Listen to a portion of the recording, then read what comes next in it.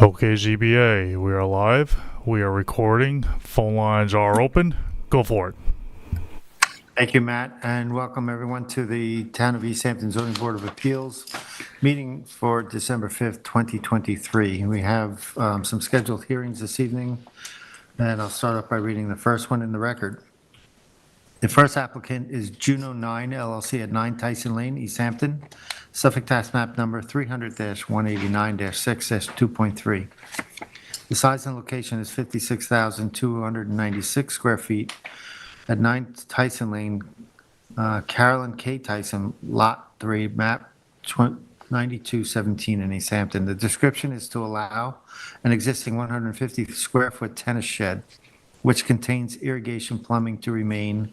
The relief sought is one variance of 255-1123B of the town code is required to allow the existing 150-square-foot tennis shed to remain with plumbing and any other relief necessary. The zoning district is A5 residence, zone X flood zone, and the secret class is type 2.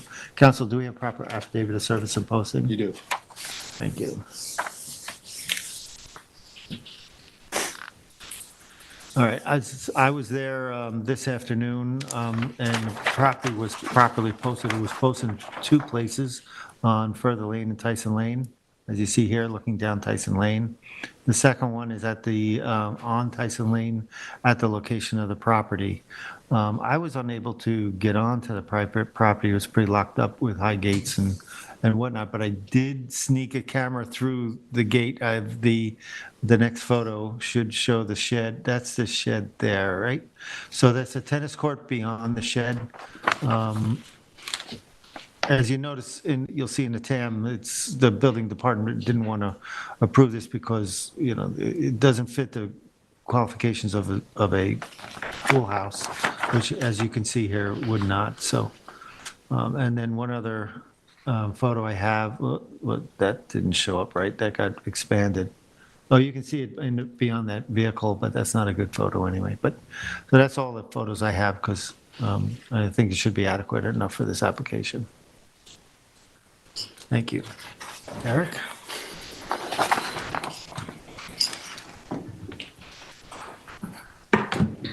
Good evening, Roy, members of the board. Eric Brown from Ackerman Partners for the applicant.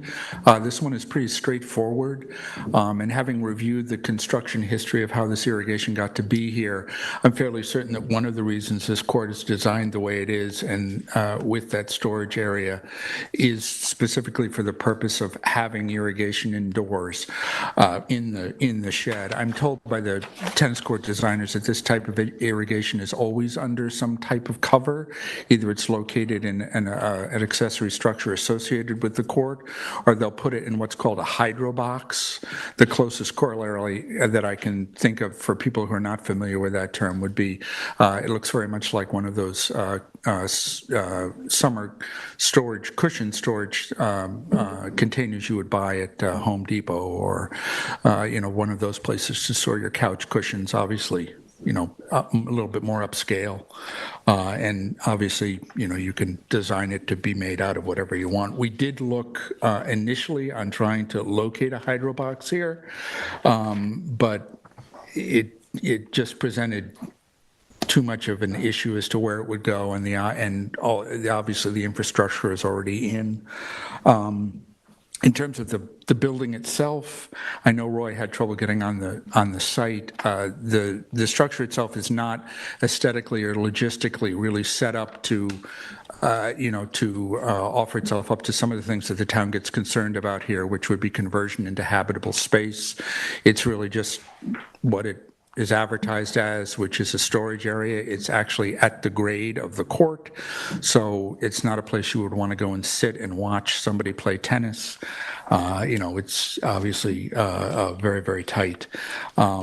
And in terms of distinguishing, in terms of precedent, I would think, and I'll, of course, defer to Rob, I would think that were the board inclined to grant the relief requested here, the determination could be very narrowly tailored in such a way so that it would allow us to keep the irrigation, but very clearly not, expand it into anything else, into into I don't know what you turn it into, a shower or a bathroom or something. I'm not even sure that this particular, so there's no sanitary, so there's, making that conversion would be challenging. And, finally, while I think it's a little bit duplicative and maybe unnecessary, we certainly would be willing to covenant that, the space will never be converted into habitable space. That's what I got. In, this is more, I think, a legal concern on if you were to covenant it. Right now, it's a legal shed with water in it, with Right. plumbing in it, right? So the variance is for plumbing, but otherwise, without the plumbing, it's a legal shed. Correct. At any time, can there be a legal pool house put in this location? No, I mean, Roy, I'm merely offering it as a idea to make the Fine. board more comfortable. But in a way, what we would be agreeing to do is something we couldn't do anyway, because Agreed. mean, Rob will draft the thing so that it says you can keep the irrigation. I'm not going to have a colorable claim to say, and now I want to turn it into a shower. So I might as well also say that, we're never going to build a 7-Eleven there either. I mean, it's the same idea. All right. Does anybody else have any questions? No, I mean, you're not going to, so you'd covenant not to put a bathroom in, is what you're saying. Which we couldn't do in any case because it doesn't qualify as a pool house, and it's Right. obviously not an artist studio, and even if Right. we couldn't have a bathroom in there anyway, the most you could have was a sink.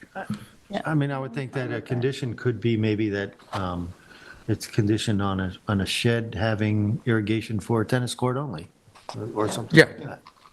I think it's certainly distinguishable enough. I defer to Rob to tailor this so that it doesn't, create any sort of difficult precedent for the board or the town. Anybody have any questions? Just, can you elaborate a little bit on the difficulty that came to the conclusion that you had to apply for the variance? I think, as far as I can tell, I think that there was, at least as far as I could determine, there was no nefarious intent here. I don't think that the designer of the tennis court I don't think they ever thought about this issue, because I think in their mind, the difference between what we would consider to be plumbing that would allow you to have traditional, a water closet or a shower is fundamentally different from this type of of irrigation system. And so I think they probably just assumed as a matter of course and just never went and asked Joe. They should have gone and asked Joe Palumbo, how would you look at this? But I'm not entirely sure if they had asked me, had they asked me that if I would have said, go ask Joe Palumbo, because it seems to me to be not really fitting from my understanding of what plumbing is. And so ultimately they went back and forth, trying to find a location. There's a change in grade between the bottom of the storage area where the irrigation is and the rest of the court. So I think ultimately we decided just to come to you guys and seek some relief. Thank you. Thank you. Thank you, everyone. Anybody in the public would like to address this application? Oh, I'm sorry, Tyler. Appreciate it. For the planning department. Tyler, do you swear affirm to tell the truth, the whole truth, and nothing but the truth? I do. I don't have anything to add, really. That was pretty much everything. The assessment does point out that section 255-1123, a lot of it focuses on limitations on accessory structures, but more specifically about making areas habitable in accessory buildings. So obviously you would want to point out the things that make this non-habitable or unlikely to be habitable in any decision if it were approved. But other than that, I can just make myself available for questions. Any questions? No? Thank you, Tyler. Thank you. Now, is there anybody in the public that would like to address this application? Not anybody on the phone? Yes, you do. Are you ready? Sure. Okay.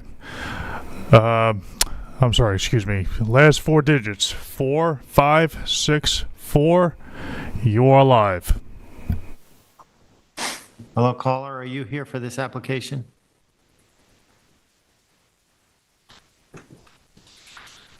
Hello, caller. All right. No response, Matt. Nope, so I can mute them. Yep. Okay, they are muted and you have 0 additional callers. Thank you. All right, thank you. Therefore, I would like to make a motion in the application of Juno 9 LLC at 9 Tyson Lane, East Hampton, Suffolk, tax map number 300-189-6S2.3 to close the public record and the hearing.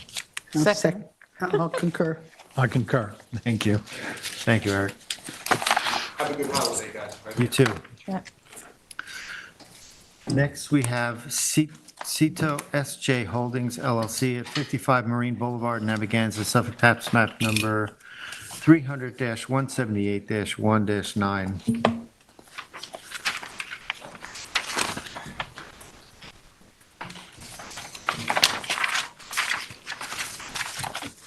The size and location is 34,549 square feet at 55 Marine Boulevard, Seaview at Amagansett, Lot 36, map number 4987. The description is to construct a 116-square-foot second-floor addition, replace a portion of an existing flat roof and new gabled roof, remove some existing roofing, replace the existing southern decking in place, and in kind, construct a new 420-square-foot swimming pool with fencing and pool equipment, and a 162-square-foot pool patio with steps on a parcel of land with dunes, dune land, beach vegetation, and tidal wetlands. The relief sought is a natural resources special permit pursuant to 255-420 of the East Hampton Town, and 2 variances are required for this application. Variances of 58.7 feet, 38.4 feet are required from 255-440 of the Town Code in order to construct the proposed roof 41.3 feet and addition 61.6 feet from the dune crest where 100-foot setbacks are required and any other relief necessary. The zoning district is B residence, VE velocity flood zone, and the seeker class is type 2. Council, do we have proper affidavit of service and posting? You do. Thank you. Joan, is this yours? Yes. Sorry, I didn't recognize that house. The property was properly posted when I went to visit it on Saturday. It's got a circular driveway, which you can sort of see. Sorry, a U-shaped driveway. This is the left side of it, and that's the house. Next. This is This is for next week. Photos. This is my project next week. just down the road. Oh. Oh, no. This is 55? 89. Oh, Jesus. Okay, I don't have pictures then. Tyler, her pictures. Okay, Do we have any existing photos? we have a proper affidavit of service and posting. Yes. Council, how do you want us, how do you suggest is, we Well, I mean, have, a field report's not a requirement to go ahead with a. Yeah. zoning application. Just to make a comment, I was on the site yesterday and it was posted, so. okay, thank I don't you. have a photo of it, but I was there. That's good enough. Thank you. Oops. Go ahead. All right. Do we have the applicant or agent, Britton? Any photos? Sorry about that. No problem. Thought you were throwing me a curveball. I was like, no, I'll be here a week talking about that. Britton, do you swear affirm to tell the truth, the whole truth, and nothing but the truth? I do. Thank you. Good evening, Chairman Deline, members of the board. Britton Bistrian, representing Cito SJ Holdings LLC, owner of 55 Marine Boulevard. It's just east of Napeag Lane, as you can see on the survey, fronting on the Atlantic Ocean. I'm joined this evening by land use attorney Andy Hemmer, as well as the landscape architect Stacy Pitzel. This parcel is part of a 1967 subdivision and was improved with the current residents in 1971. The property came to the ZBA in 1999 and gained approval for minor additions to the house, including a roof deck over an existing area and a hot tub on the existing deck. A renovation was undertaken last year. It was only interior alterations. improvements to plumbing, painting, a lot of refinishing floors, a lot of things that didn't require a building permit, and some windows. Everything on the property is currently covered under a CO. There must have been some governance issue because I think when Tyler wrote the memo, maybe the CO wasn't apparent, but there is a CO reflective of everything on the property. It was issued in October of this year. There are no accessory structures currently on the property. The application in front of you is modest to convert an existing enclosed porch area, which is about 116 square feet, into GFA. So enclosed on 3 sides porch, moving into a finished interior space, 116 square feet. It's about 10 by 12 approximately. Replace an existing flat roof on the east side of the structure. The existing roof is 704 square feet, and it's actually being reduced to 474 square feet. And basically, it's just an aesthetic change from being a flat roof to extruding the existing gable, just a design change. It's still a covered porch. It'll remain a covered porch, slightly smaller. And it's in disrepair, so that's why the driving force to change it and to replace it. The project also proposes a small pool, 420 square feet, to the extreme landward end of the parcel with a modest 160 square foot patio, pool patio. As mitigation, the project includes significant revegetation, which will bring the property well below the permitted square footage. It's not currently overcleared, but it will be more vegetated at the termination of the project. It also includes removing ornamental vegetation and invasive species, as well as proposing a scenic easement on the landward side of the residence from the dune crest to the edge of the beach, which is sort of a typical mitigation that's been offered in recent projects. I've represented a bunch of them on Marine Boulevard on the ocean side. Note that I understand there was a letter that was put in after 5 PM, so I didn't get to see it. But there was a discussion about FEMA. The house is not currently FEMA compliant, but we're well below the 50% threshold with the CO that was issued, and well, 100 square foot addition, conversion actually doesn't teeter that line.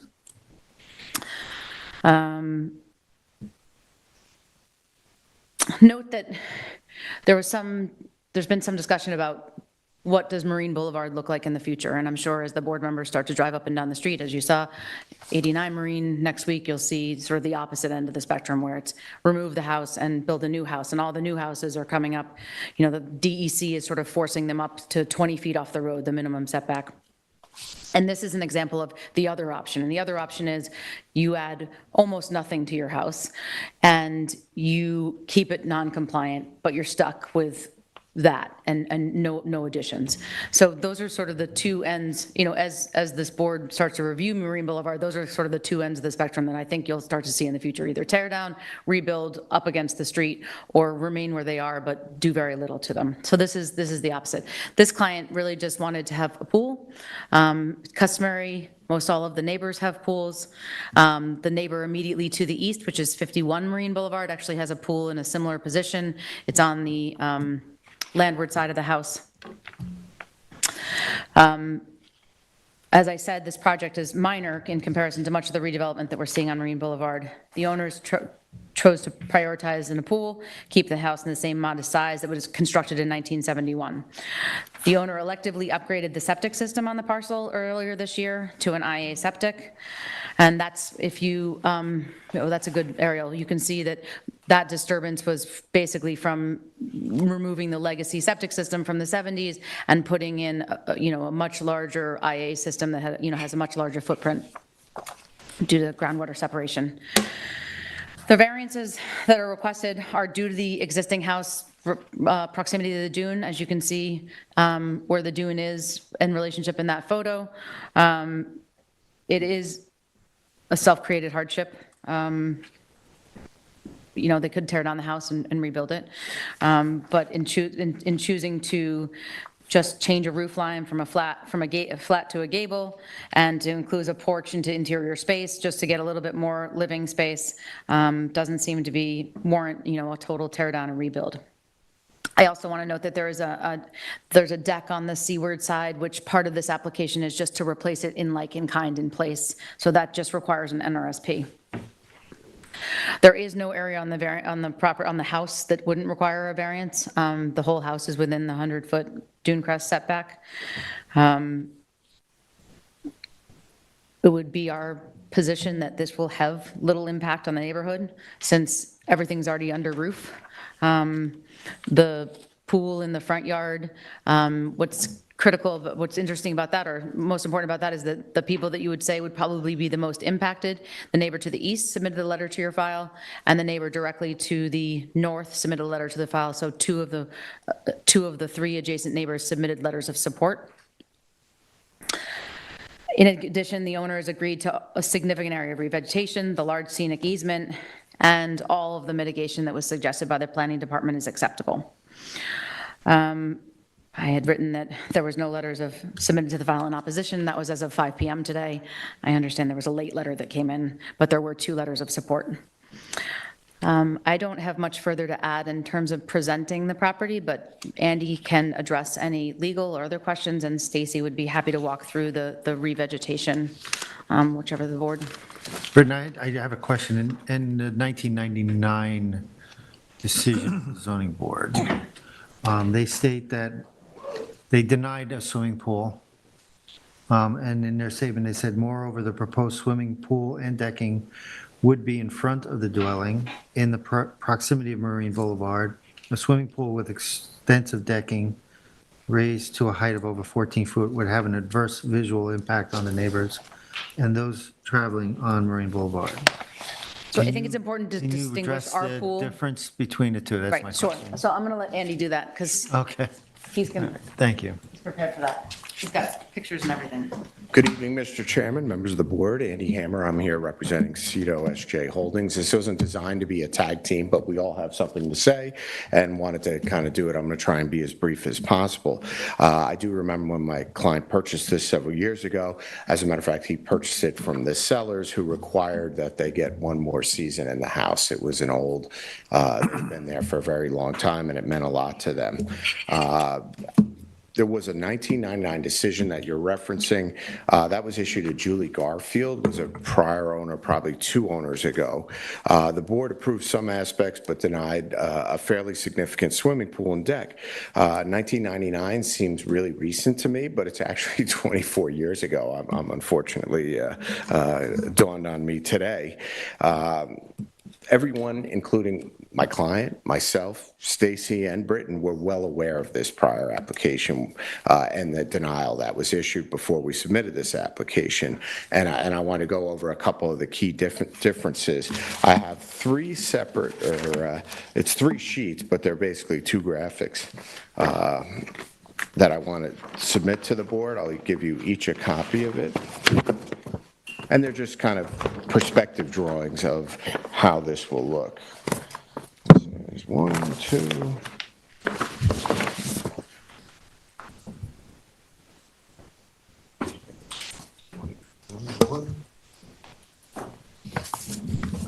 I'm sorry, we didn't have these before today, so that's why I'm kind of scrambling. I just collated them into complete copies.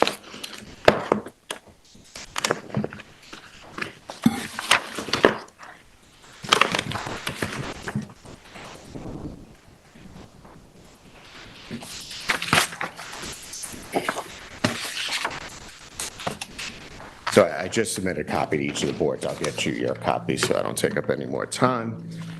Basically, the application that we submitted and we're proposing is very different from the proposed pool in 1999. That was by design, in actuality. 24 years is a pretty long time, but a lot has changed in the intervening years. We have a long history of reviews of similar properties in the neighborhood.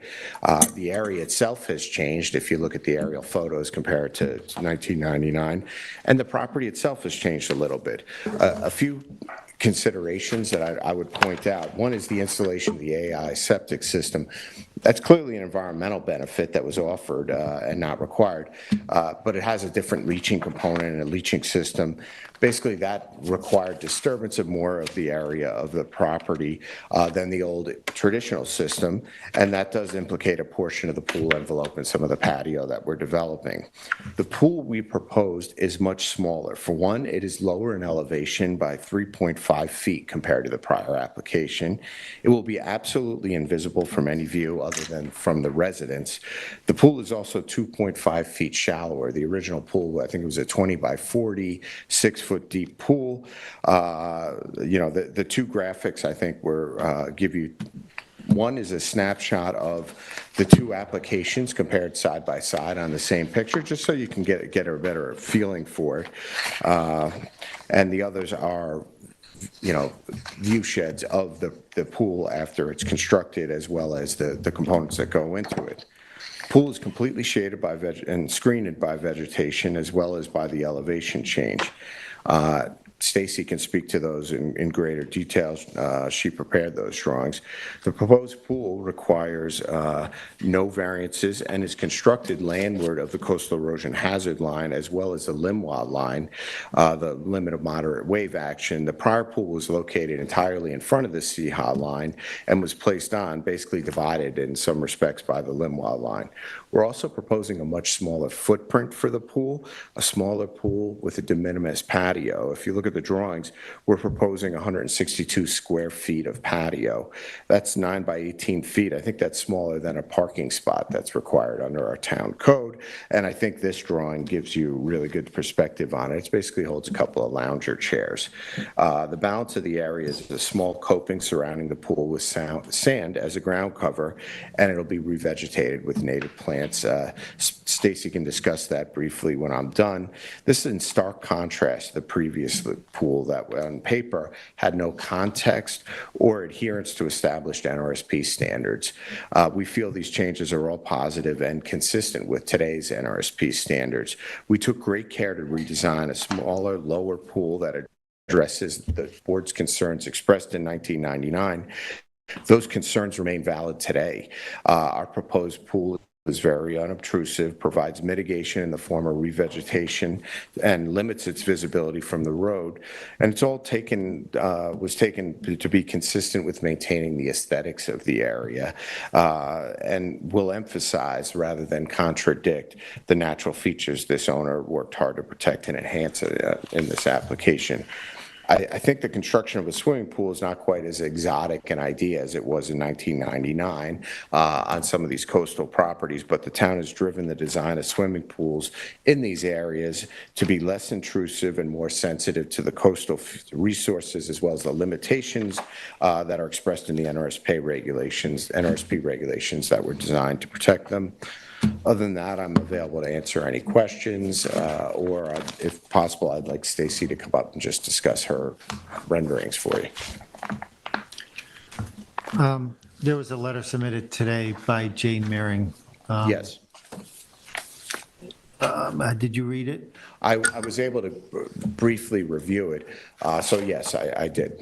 Okay, so there was she's alleging that there was a condition of the building, not a condition, but it's part of the building permit on 2022 that says any additional work above and beyond the scope of this permit other than the maintenance may require the residence to be raised to meet FEMA requirements. Are you, do you know if that has been vetted out, or? Yes, essentially, and that should be the condition on any permit issued for interior alterations, et cetera, to a coastal property, is basically the 50% substantial improvement standard follows these around for the rest of their life. So the building inspector carefully reviewed that and put that as a condition because it states the law. It's not specifically applicable to this. I would like to think that maybe some of these future COs that are issued on similarly constrained non-FEMA compliant properties will also bear that cautionary language. The way this will go down, if we were to submit a building permit, we have to prepare the cost analysis and demonstrate to the building inspector that in fact, we are beneath the 50% threshold. In terms of the architectural aspects of this application, they are very minor. It's 100 square foot. I think Britton did a good job of describing them, and we are confident that we are well below the threshold that would be established for a FEMA evaluation or compliance with FEMA. I think the alternative to comply with FEMA is something that every landowner on a coastal area should consider seriously. However, in this case, the juice wasn't worth the squeeze at the end of the day. They really love the house, and it's part of the historical streetscape. That would be such a shocking change to the proposed location of the house and its streetscape that I think it would probably not be well received by anybody in the neighborhood at this point. The other aspect of that letter was there were allegations about brokers' listings. I personally have been in the house. However, those were all issued building permits. More importantly, the building inspector walked through in October and issued a certificate of occupancy. So that was carefully monitored, the amount of work that was permitted as part of that building permit. And we were fortunate that they were able to issue the certificate of occupancy so that we could remove that from, we weren't focused on that, but that was one of the concerns is, yes, we have to close that building permit out so there aren't any unaddressed issues that haven't been inspected carefully by the building inspector. So all the work we see there now, I visited the site, all the work we see there was completed before the C of O. There's no additional work that's gone on? That is correct. I believe, to my knowledge, I don't think there was anything actually done over. If it was October. I think the CO was issued in October, but it took several months for us to actually get the written copy. But yes, there hasn't been any work ongoing on the property. Anybody have any other questions? No. Are we going to talk to the landscape? Thank you. Did you want to bring anybody up? Yes, Stacy. Stacy. Hi, Stacy, how are you? I'm good. How are you? Good. Stacy Paetzel, landscape architect. You swear affirm to tell the truth, the whole truth, and nothing but the truth? Yes, I do. I do have just a couple copies in case you want to see them. We've made a few minor revisions to this since it was submitted earlier, but we can make a formal submission. Sorry, it's a bit small. Thank you.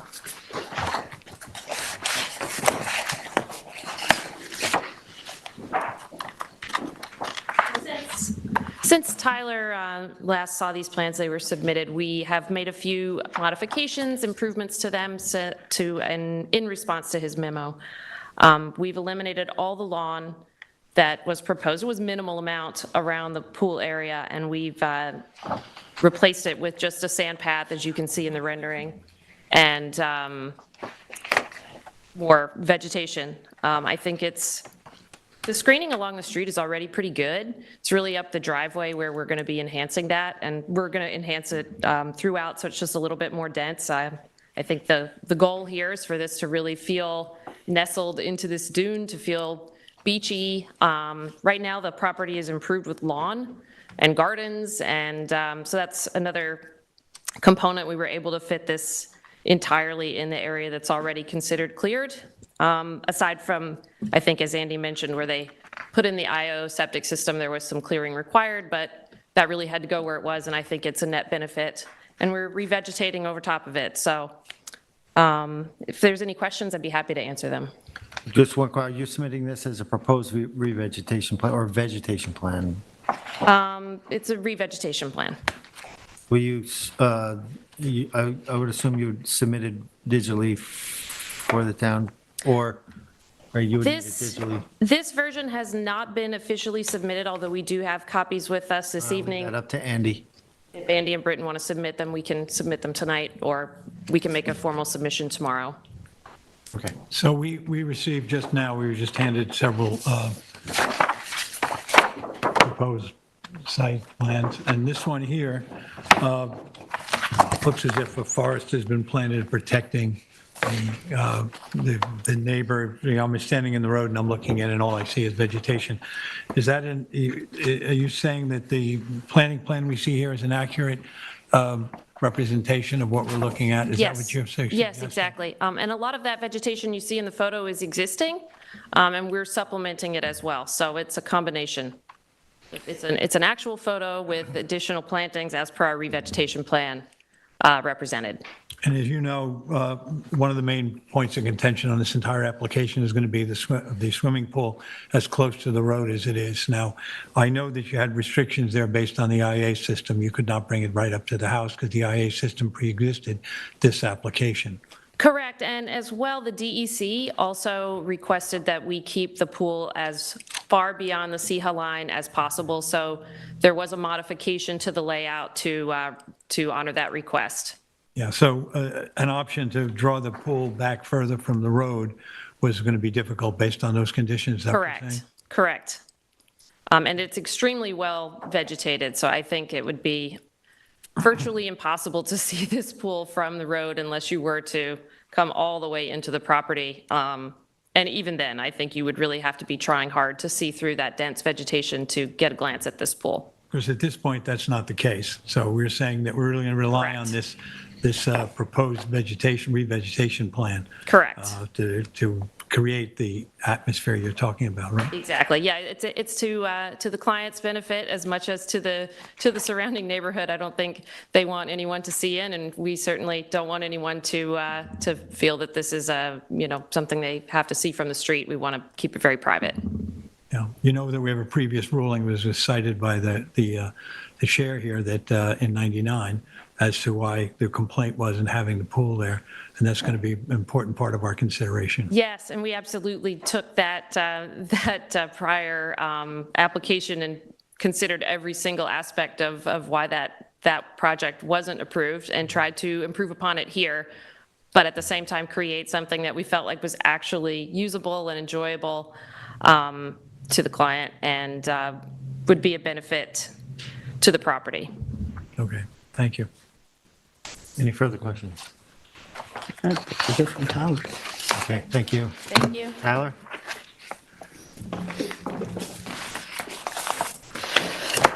Good evening again, Tyler Borsak for the Planning Department. So the subject property is situated on the south side of Marine Boulevard, which borders the primary dune and beach of the Atlantic Ocean. Many of the properties along this shoreline were initially developed prior to the town's adoption of the contemporary coastal setbacks in 1984, and some were initially developed prior to the adoption of zoning. The subject property was originally approved under a building permit issued in 1971. The property before the board is currently improved with a two-story residence with decking, which is located very close to the dune crest. The residence setback approximately 32 feet and the decking setback 19.3 feet from the dune crest. The application is to construct a second-story addition over the existing covered deck area, reconstruct the southern decking, reduce some of the roof overhang and change from a flat roof to gabled roof, and to construct a swimming pool with associated structures. The shoreline, this stretch of shoreline has not experienced severe or chronic erosion since the 1970s and early 1980s, when several of the homes along the oceanfront were relocated landward to reduce the potential damage from coastal erosion, and a few were moved landward more than once. Nonetheless, the potential vulnerability of this area to flooding and erosion should not be underestimated. Coastal areas are inherently dynamic and prone to cyclical changes in erosion rates and patterns, especially adjacent to the ocean shoreline. A large portion of the property, including the existing residence, is located in the velocity flood zone, is seaward of the state-designated coastal erosion hazard area boundary, and is also seaward of the federally designated limit of moderate wave action boundary. The vulnerability of Marine Boulevard to flooding and erosion is likely to increase in the future as a result of the impacts of sea level rise. As the existing residence is so non-conforming to dune crest setbacks, any additions to the residence should be carefully critiqued. The proposed additions are small and within the footprint of the existing covered deck area. On a property that's non-conforming, the planning department is cautious about any additions, especially on the seaward side of the residence. However, the impacts on the surrounding property should be minimal given the small size and the existing conditions. The addition is within the footprint of the existing covered deck and a fairly minor addition to the residence. The board should discuss if this application is a reasonable request, given the mitigation being offered by the applicant. The change in the roof line is similarly a minimal change to the property with some reduction of the seaward side of the roof and a change from flat to gabled roof over a portion of, over the proposed addition. The 1999 ZBA application was brought up. I won't go into too much detail about that since it was discussed at length. But the board's reasoning is quoted in the technical analysis memo. I won't quote it verbatim. But ultimately, the board had concerns with how looming it could be over Marine Boulevard. And that's sort of the differences between that application and the current one that we address. Ultimately, the size of the pool is smaller and the height above grade is much less comparatively. It was, I think, 14.3 feet.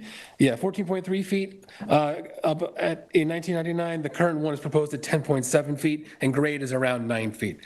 So they have reduced that height and seemingly, at least partially, addressed the board's concerns from 1999. The board should look at the 1990 determination closely and see if enough changes are proposed to grant the approval of similar structures ultimately. The applicants have also included revegetation of approximately 2,882 square feet. That'll reduce the property down to around 11,000 square feet, where almost 16,000 square feet is allowed. The area north of the residence had been well vegetated up until around 2010, and then there was some subsequent clearing of vegetation by 2013, and then with the most recent IA installation, additional clearing. But this should be reestablished with the revegetation that has been proposed.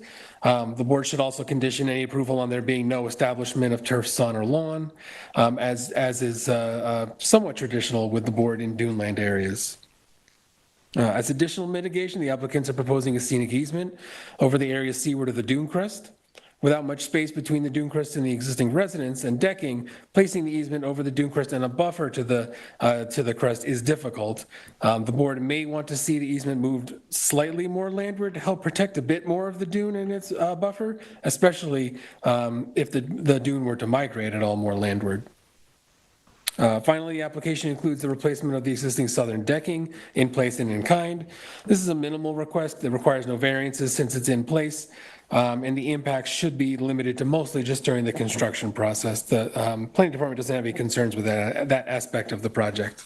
Other than that, I can answer any questions you might have. Anybody have any questions? Well, I actually have a question about this, the southern deck you just referenced, and that is that the deck, it's surprisingly large to begin with, but it really borders right up into kind of mature vegetation there. The grass is very healthy up against it. So I think if this was to move forward, it'll be of concern to have a building protocol that protects everything on the seaward side of the deck, and that might require accessing it from the east and the west and just not the south. I mean, it's just going to be an area that could very easily be seriously disturbed. I'm sure you observed it. I'm just making that observation. Yep. If this moves forward, I think the applicant has to be prepared for a building protocol is going to be extremely restrictive in that area. Absolutely. It's very sensitive, and it's actually, the grass looks very healthy in there, and it looks like it's doing its job. So anyway, it's my comment. Yeah. That's all. Yeah, the buffer to the dune crest on this property in the area in general is pretty healthy. So yeah, making sure that remains is probably one of the highest concerns. Yeah. Thanks. Good, anybody else questions? The C of O, I don't see that reflected on the property card and on file. When I wrote it, the new C of O hadn't, at least it wasn't showing on the property card at that point in time. So But it it does must show have now. been days after, essentially, when I signed off on that it was updated. Questions? Anybody? No one's good. I'm wondering about the cap. You don't mention it in the TAM at all, but it came up in the letter. And counselor said it's already been vetted out. Well, I imagine it would have been, at least when they did the most recent building permits, they would have required that they show that they do the math ultimately. But is there a potential then this additional project now could? In theory, yeah. I mean, they would ultimately require the same process again, showing the work that had been done already, what the value of the new work is done, and then what the 50% value. So if they go over that cap, then they either wouldn't do the work or would be required to meet FEMA, which would be a large undertaking at this point. Okay, Okay. thank you, Tyler. Thank you. Is there anybody in the public that would like to address? Jane, come on up.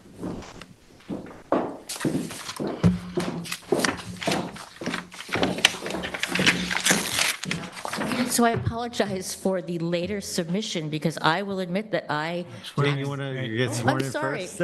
I'm a- Announce yourself. that was Yeah. not, I know what I'm doing here. Jane Mearing, 32 Ocean Lane, Yeah, Jane, Amagansett. you swear affirm to tell the truth, the whole truth, and nothing but the truth. I do, Thank thank you. So late submission because I sent my letter to the file for 89 Marine Boulevard to today, so by the time it was realized, it was later in the day. I guess 89 is on our brain.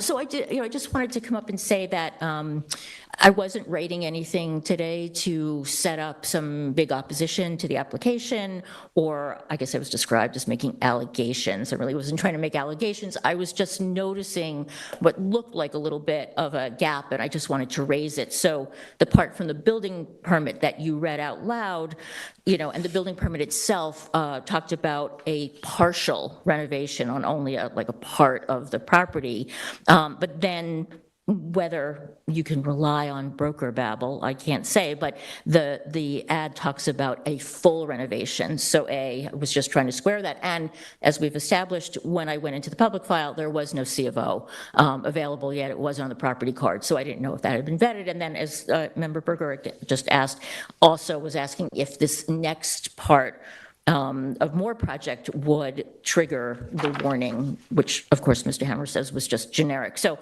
I just wanted to say that I do want to say that I have much appreciation for what they've done at the house, keeping the older characterful house, and not pulling everything forward. I know there are environmental reasons that you have to do that, but those are kind of character crushing. So I do have appreciation for what they've been done at the house and what re-veg they'll do. Just want to clarify that. Thank you. Thank you.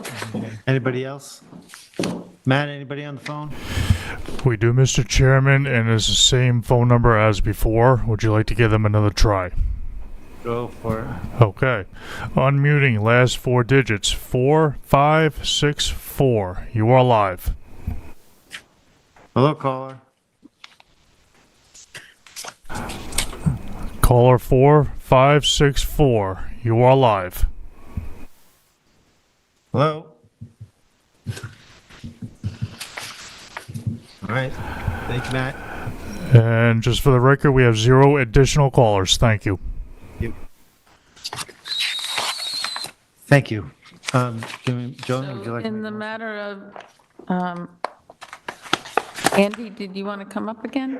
Oh, okay. I'm sorry, Andy. My No bad. worries. Just to wrap it up very quickly, I think Member Berger makes a good point. The town's chief building inspector is the FEMA administrator for the town of East Hampton. So all this stuff, yes, has to be looked at, and it will be looked at again. So I just wanted to assure the board that the 50% limitation is enforced by the chief building inspector. I did want to point out we had 2 letters from the most impacted.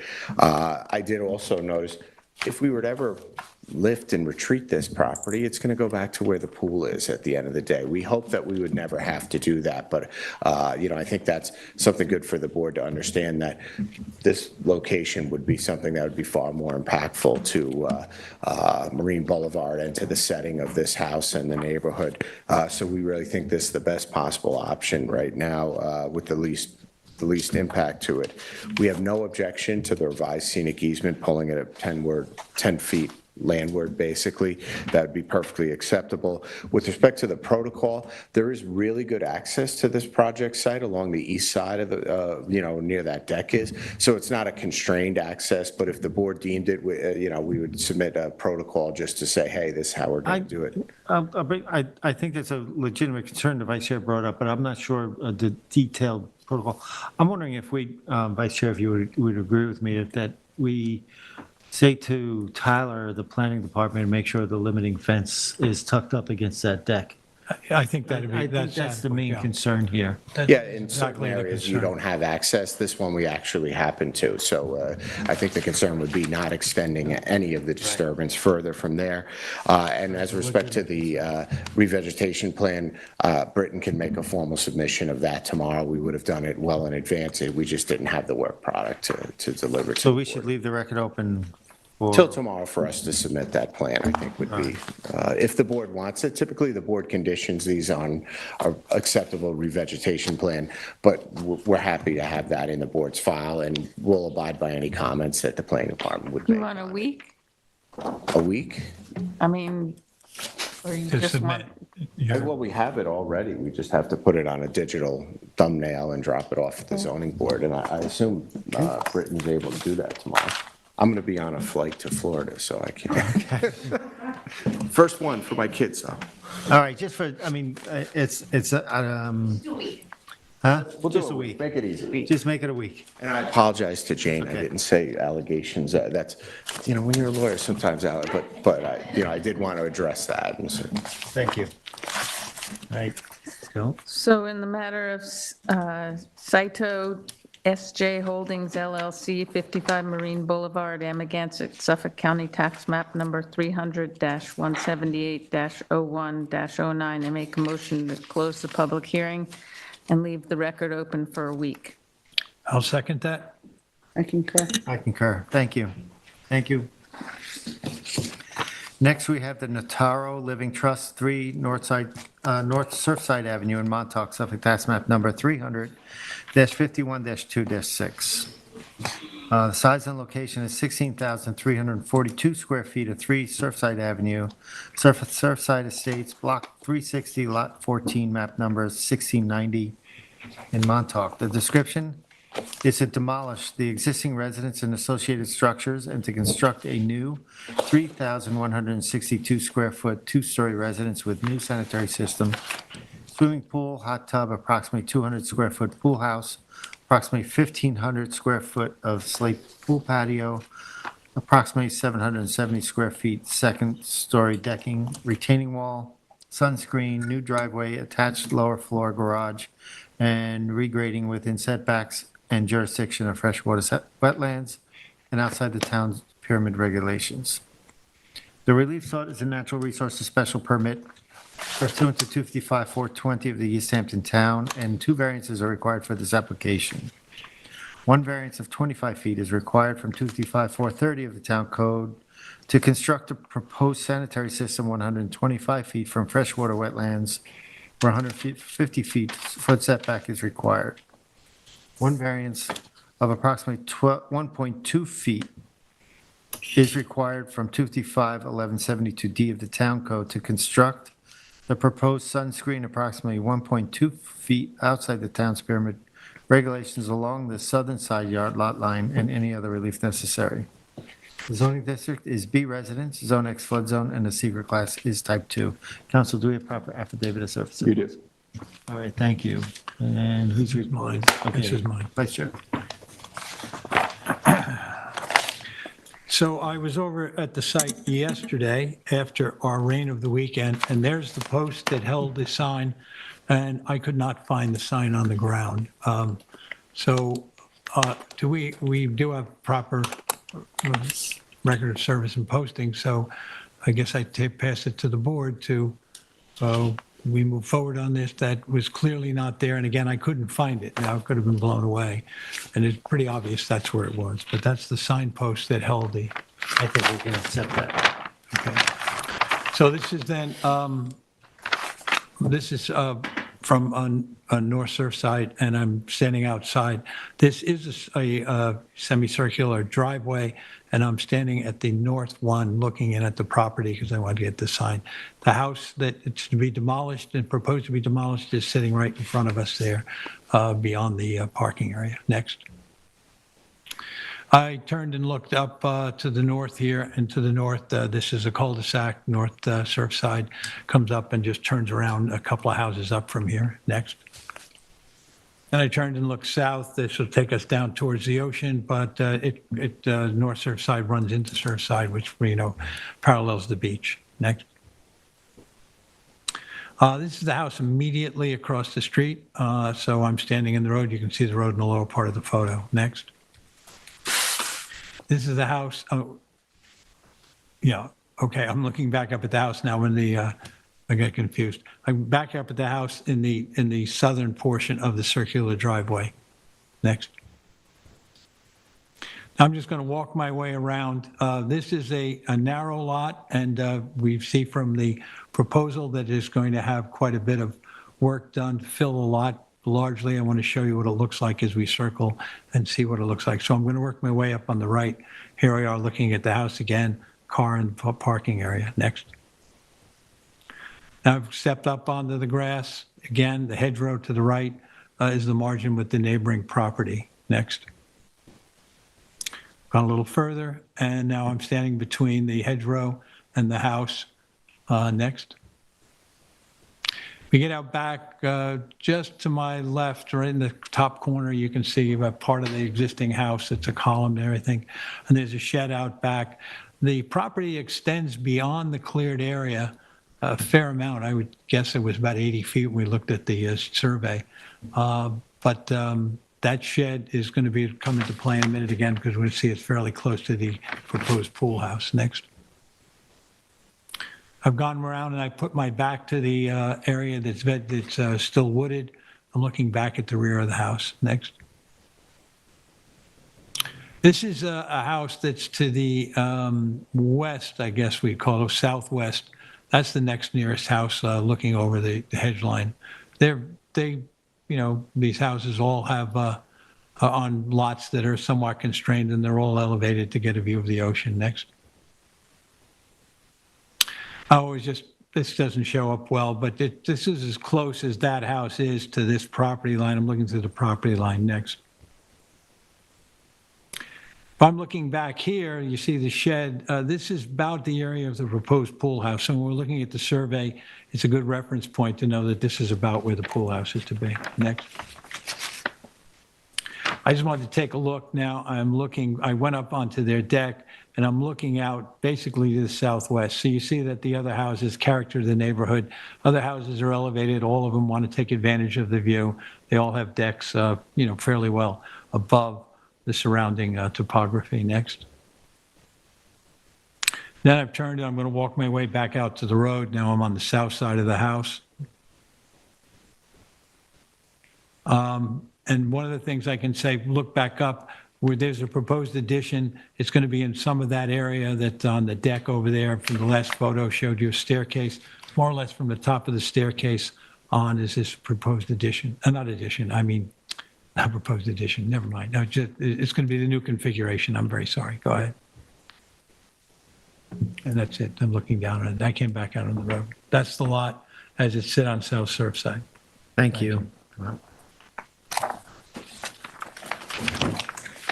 Good evening, board members. I'm Alice Cooley of Matthews Kirsten Cooley, here on behalf of the Notaro Living Trust, the owner of the property. I'm joined tonight by the owner, Jonathan Notaro, and his architect, Jerome Engelking. I don't know if we should initially address the posting. We did check on the sign a number of times because there were such high winds, and every time we went, it was still there. So I apologize that it came down. But, at the end of the evening, if you want to keep the record open for any additional time to address. Okay, so it was posted. I have photographs of that as well. So this is not, in my opinion, an overly environmentally constrained site, but it is a complicated one because of the topography, which you can see from Member Johann's photos.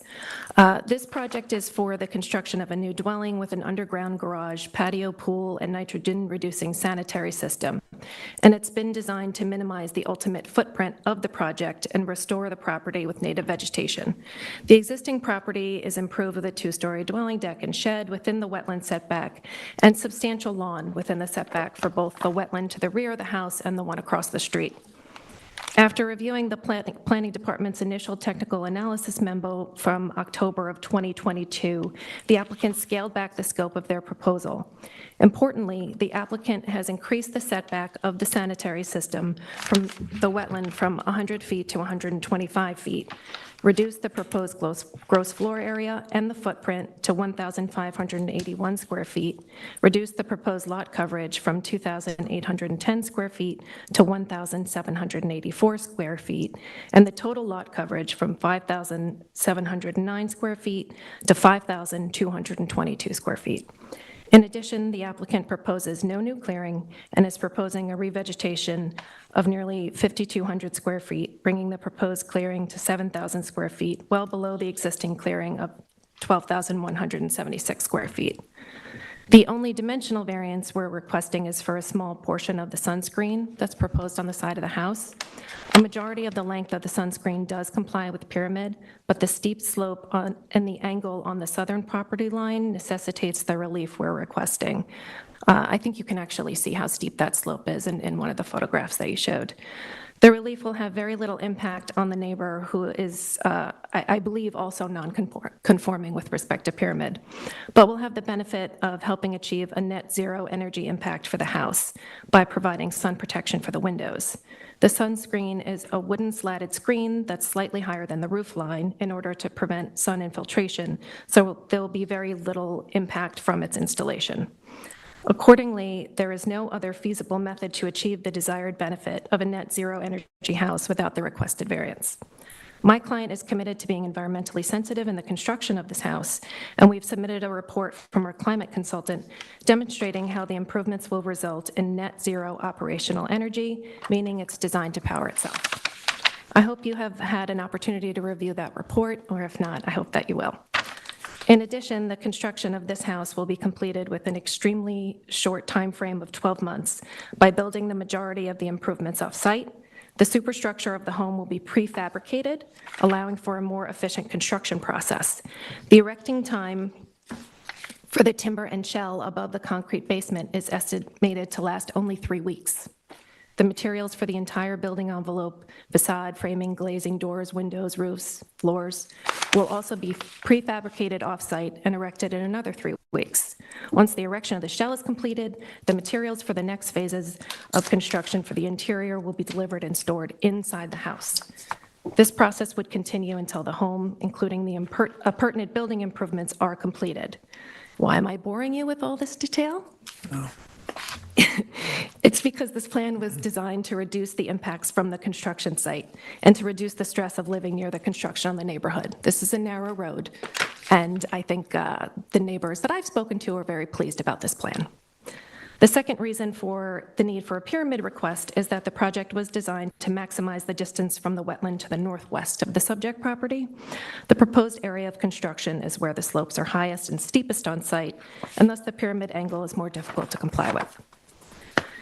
In addition, the adjoining neighbor on the northeast side at 1 North Surfside, who is the most affected neighbor or the only affected neighbor from the pyramid request, has submitted a letter in support of this application.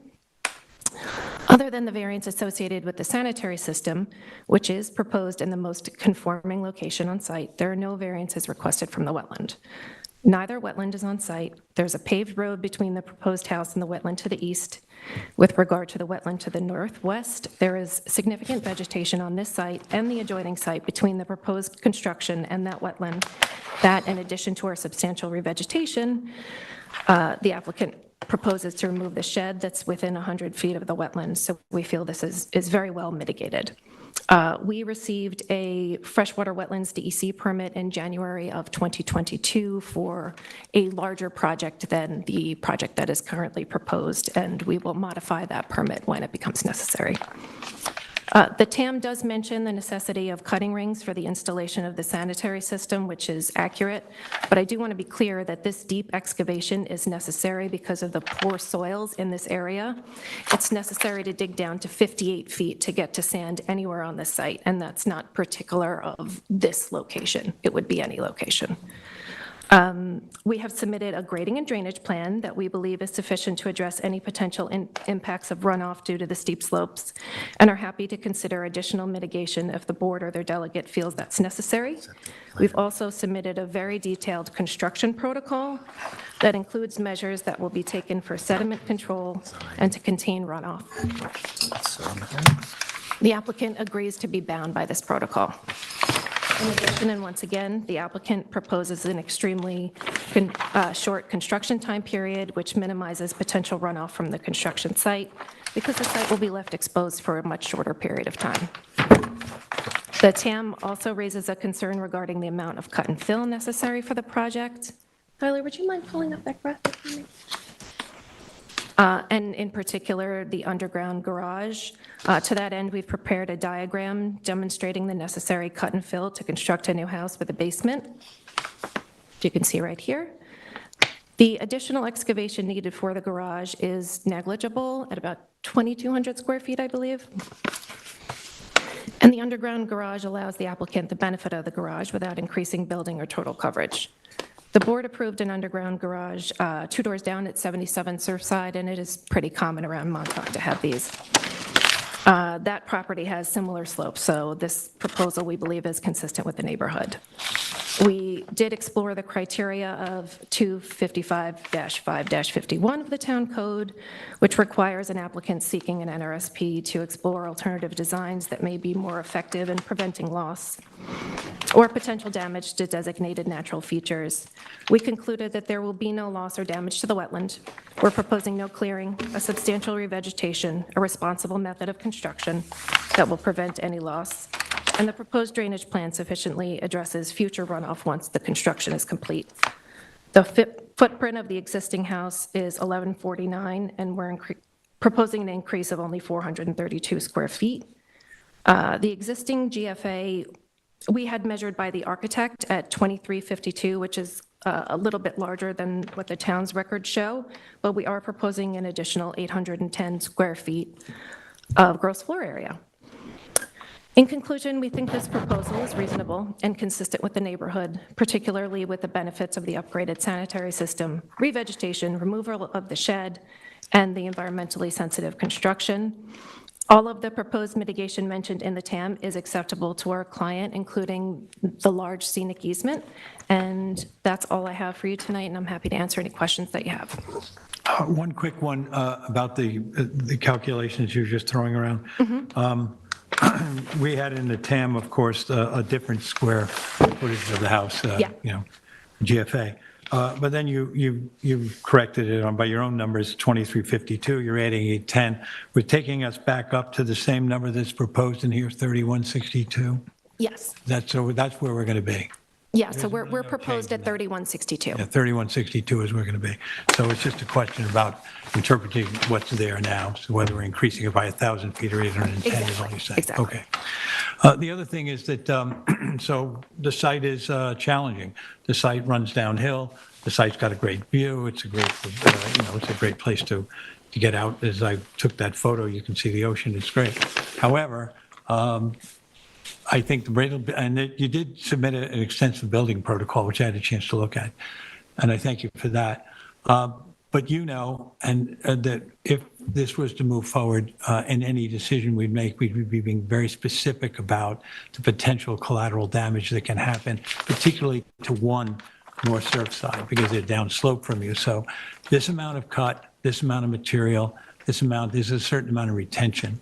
I'm pointing this out. I know it's not a question, it's an observation, because we're sensitive to this, and definitely going to be that thing. Now, I read the protocol, the building protocol, and it does say that you're going to be conscious of that. We're going to be looking for how we're going to retain soils. We certainly don't want to see anything from this lot winding up on the other lot, which you don't either, I know. But nonetheless, this is more challenging than a lot of other sites because you have quite a change of elevation. So I'm making the observation because if this moves forward, and we're going to have a decision to make in several weeks, this will be something that'll be one of the most great concerns about this site, along with other things. But right now, for me, when I go there, I took a look and said, boy, I've looked at your project. This is a bit of a challenge from just a logistics point of view. That's all. Certainly, and that is why we did, I don't normally submit a construction protocol like that, but I thought it was really important in this instance. You have a question about that? Well, I appreciate that you submitted it. It's very thorough. However, you just got it yesterday. Yeah, my apologies for that. Yeah. I just want to confirm the date, the latest date of the survey, May 18th, 2023. Is that correct? Just give me 1 second, please. I have one question on this page. Are you on page 1?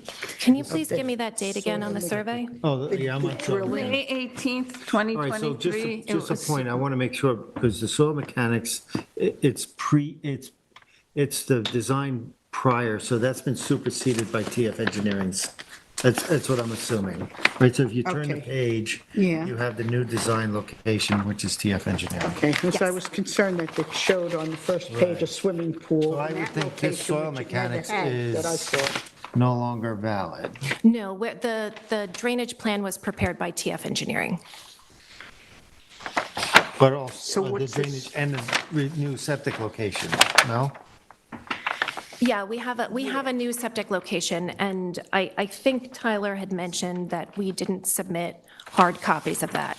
So, Yeah, I think the soil still shows the septic location on the north side of the house. yeah, so that was all reconsidered. Superseded. Yeah. Okay, I was just wondering about the validity of this page where it had the swimming pool here. Yeah. The top page? Yeah, swimming pool's in a different location as well. Yeah, and it always was, that's what, so, I don't know if is that significant? I think not. Not in terms of the septic design. No. So the survey would supersede the pool location on this door. Okay. And the survey we're working from is May 18th? Correct. It's stamped received May 25th. Yeah. I pulled out the septic drawings just to zero in on the leaching fields being shown on a tight contour. I was worried about the grading from the leaching fields relative, but it looks like if TF Engineering, if they designed it, they would have taken that into consideration, so. Yes, and they did explain it to me in detail, which, we put into the construction protocol, but I can't say that all of the engineering math is something that I could explain back to someone. So thank you. Any other questions? No, I'm good. No. Great, thank you, Alice. Tyler? Tyler Borsak for the Planning Department again. The subject property is located on the west side of North Surfside Avenue in Montauk. The project before the board has undergone changes since the original assessment was written, and it's now proposing to demolish all the existing structures on the property and construct a new 3,162 square foot residence with new sanitary systems, swimming pool, hot tub, patio decking, privacy screen, and regrading. The project requires no additional clearing, but does propose a significant amount of soil removal for construction as well as regrading. A natural resources special permit is required for the entire project. One variance for the sanitary system to be located 125 feet from freshwater wetlands, and a pyramid variance for a portion of the sun or privacy screen are required. The property is located in an area of Montauk with extensive wetland systems. The Surfside Estates wetland system provides the same benefits as other high-quality wetlands within the Montauk area. The area has extensive clay lenses throughout, which contribute to the extensive network of freshwater wetlands present and impact the level of flooding that occurs in the area. These wetlands flow south and east through the Surfside Estates subdivision and impact wetlands throughout the area, including those along the bluffs to the south and throughout the western portion of Shadmore State Park. The proposed project includes the demolition and redevelopment of a somewhat constrained property. The existing 2,175 square foot residence with decking will be demolished and replaced with a 3,162 square foot residence, adding approximately 500 square feet to both the first and second stories, which is a fairly significant increase in the size of the residence. The proposed project represents a fairly significant redevelopment of the property, and as with any other development within jurisdiction of protected natural resources, all aspects of the design should be evaluated to see if there are improvements to be made, especially when variances are required. The original review of the application, the planning department noted the proposed sanitary system could be better designed to meet a better setback than the 100 feet that was proposed at that point in time by swapping the pool house and the leaching structures, which is what the applicants have done, increasing the setback by an additional 25 feet. The current location is likely one of the better locations available given the proposed swimming pool, the existing topography, and the surrounding wetlands. It's worth noting that when the application was originally submitted, the plan required pyramid variances, which were then removed, and with the most recent resubmission, a new pyramid variance is required. This pyramid variance of 1.2 feet is only for a small portion of a structure, since the building is further from the southern lot line near the front of the lot compared to the rear of the lot. It's sort of not quite catty-cornered, but not square to that lot line. The area of the screen that requires the pyramid variance is non-conforming by approximately 4.23 cubic feet, so fairly small area. The current design also has a slightly smaller gross floor area, less lot coverage, and has a decrease in the total lot coverage when compared to the previous submission that we had written an assessment on. The project is now proposing 3,162 square foot two-story residence with basement that also contains a basement level garage, which connects to the newly proposed driveway. This new driveway and garage will require a significant amount of soil removal with the inclusion of a retaining wall in order to construct and maintain the new grades. The plan calls for cutting approximately 15,000 square feet of soil, most of which is for the foundation of the new residence and the garage.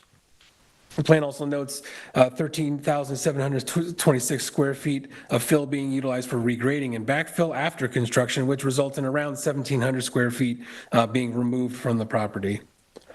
The regrading appears to be along the steep slopes on the eastern side of the parcel and in part possibly to install the proposed dry wells. Despite the dry well installations, drastic changes in grade could exacerbate flooding on Surfside and North Surfside Avenue. While it does not appear as if the grade will be changing the direction of water flow, changes in grade should always be looked at closely in areas with known flooding issues and significant wetlands. The basement level garage and steep slopes on the parcel should be looked at closely to determine if they meet the NRSP standards. The parcel is unique with steep grades to a plateau where the residence is proposed and a below grade garage, but the board should be sure that they are comfortable with this design and that the levels of disturbance and site change required for the construction. The board should also discuss the proposed construction and the overall level of disturbance and site disturbance required for construction. The board should discuss if enough mitigation is being offered to offset any potential impacts that the construction poses. The applicants have included a proposed revegetation of most of the unimproved areas of the parcel after construction is complete. This revegetation should help to mitigate runoff coming from the property as the parcel is currently very near the maximum allowable, and after construction will be approximately 5,200 square feet under the maximum allowable clearing, which is a significant reduction. A scenic easement over the rear of the lot to protect the remaining vegetation is also a possibility, although its value is somewhat limited. While not a great property for a scenic easement, an easement protecting the vegetation within a 75-foot buffer to the wetlands could have some limited value. Other than that, I can answer any questions you might have.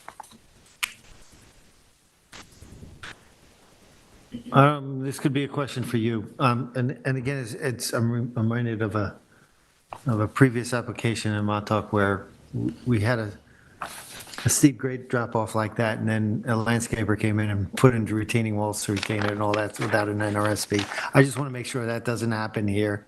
We have a drop off. There are no retaining walls designed.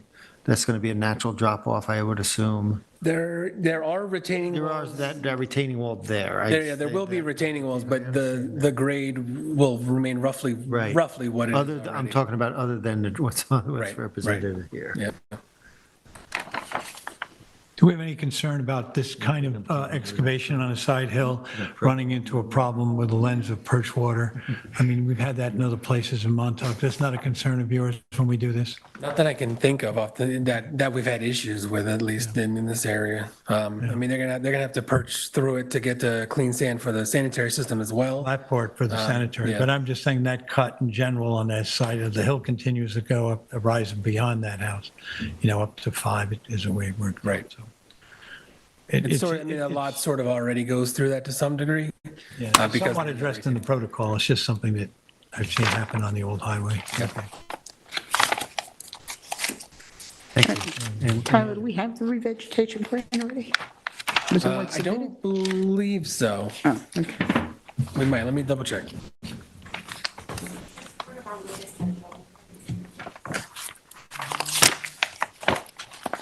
thought it was part of this. Which, Yeah.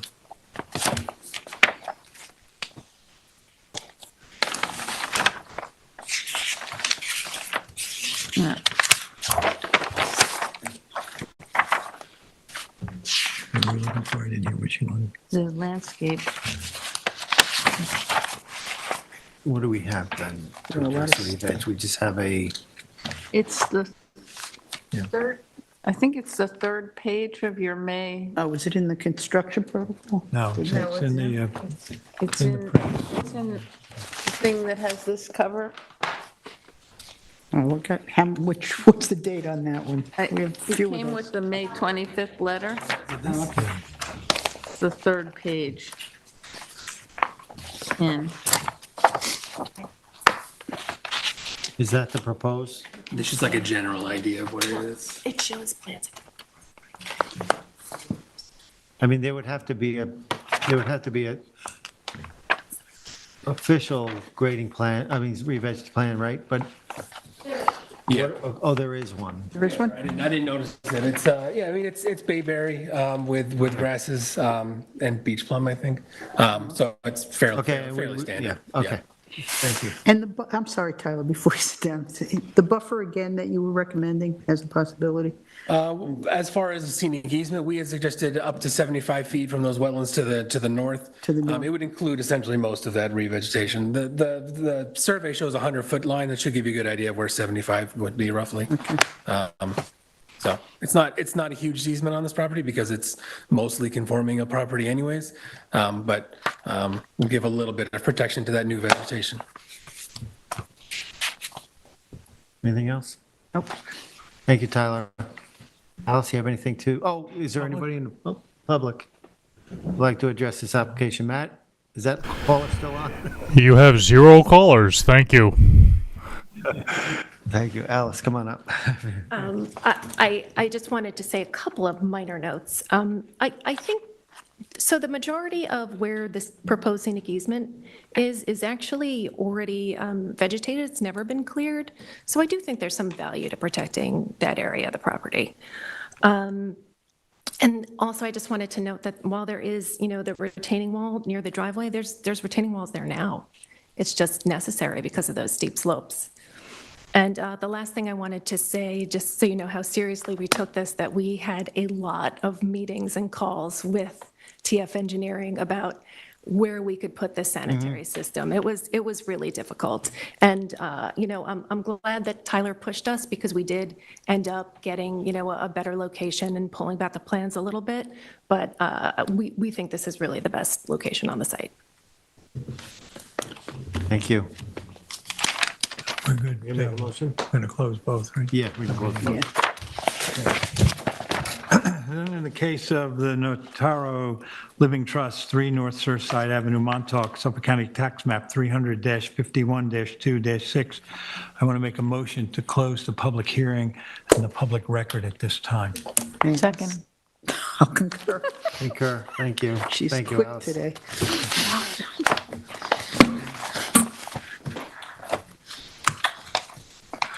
Next, we have Anna Kanger at 60 Osprey Road, Narragansett, Suffolk, tax map number 300-131-7-3. The size and location is 7,552 square feet at 60 Osprey Road, Montauk on the Sea, Section A, Lot 115, map number 2438, Narragansett.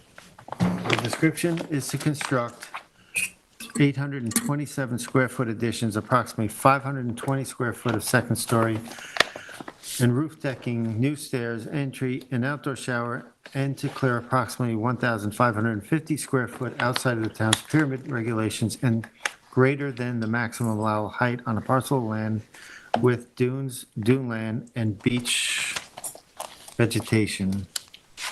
The relief sought is a natural resources special permit pursuant to 255-420 of the East Hampton, and 6 variances are required for this application. Variances of 11.42 feet, 14.12 feet, 5.08 feet, and 8.08 feet are required from 255-1172D of the Town Code in order to construct the proposed addition 11.42 feet, 14.1 feet outside of the town's pyramid regulations along the western and eastern property lines respectively, and the proposed decking 5.08 feet and 8.08 feet outside of the town's pyramid regulations along the western and eastern property lines.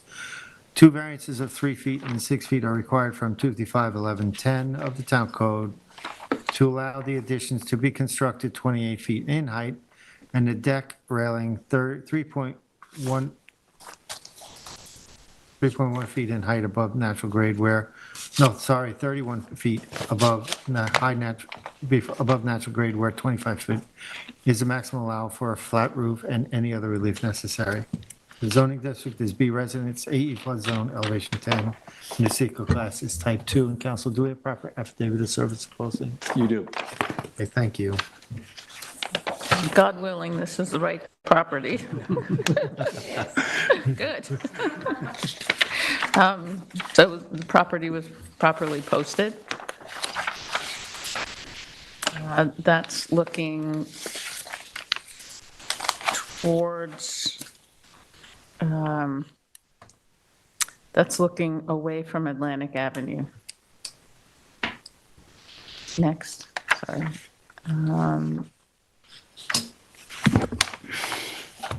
That's the side of the property I think it's behind that. or behind the house? Next. They're somewhat jumbled. All right. This is behind the house. You can see the house is elevated. The elevation doesn't look like it's habitable. It's not clear to me. Anyway, next. That was a picture of what was underneath the first deck. Next. That's the first deck. Next. That's the house next door. Can you go back one picture? Chafee. I just wanted to see, in the background is the neighbor to the, if you're facing the house, the neighbor to the left, the houses are quite close to each other. Next. And as you can see, this is the neighbor to the right, which is fairly close. Next. This is some vegetation on the left side of the house. Next. This is going around the house on the left side. There's an air-conditioned unit that's stuck in the wall that you can see in the upper right. Next. That's also on the left side of the house. Next.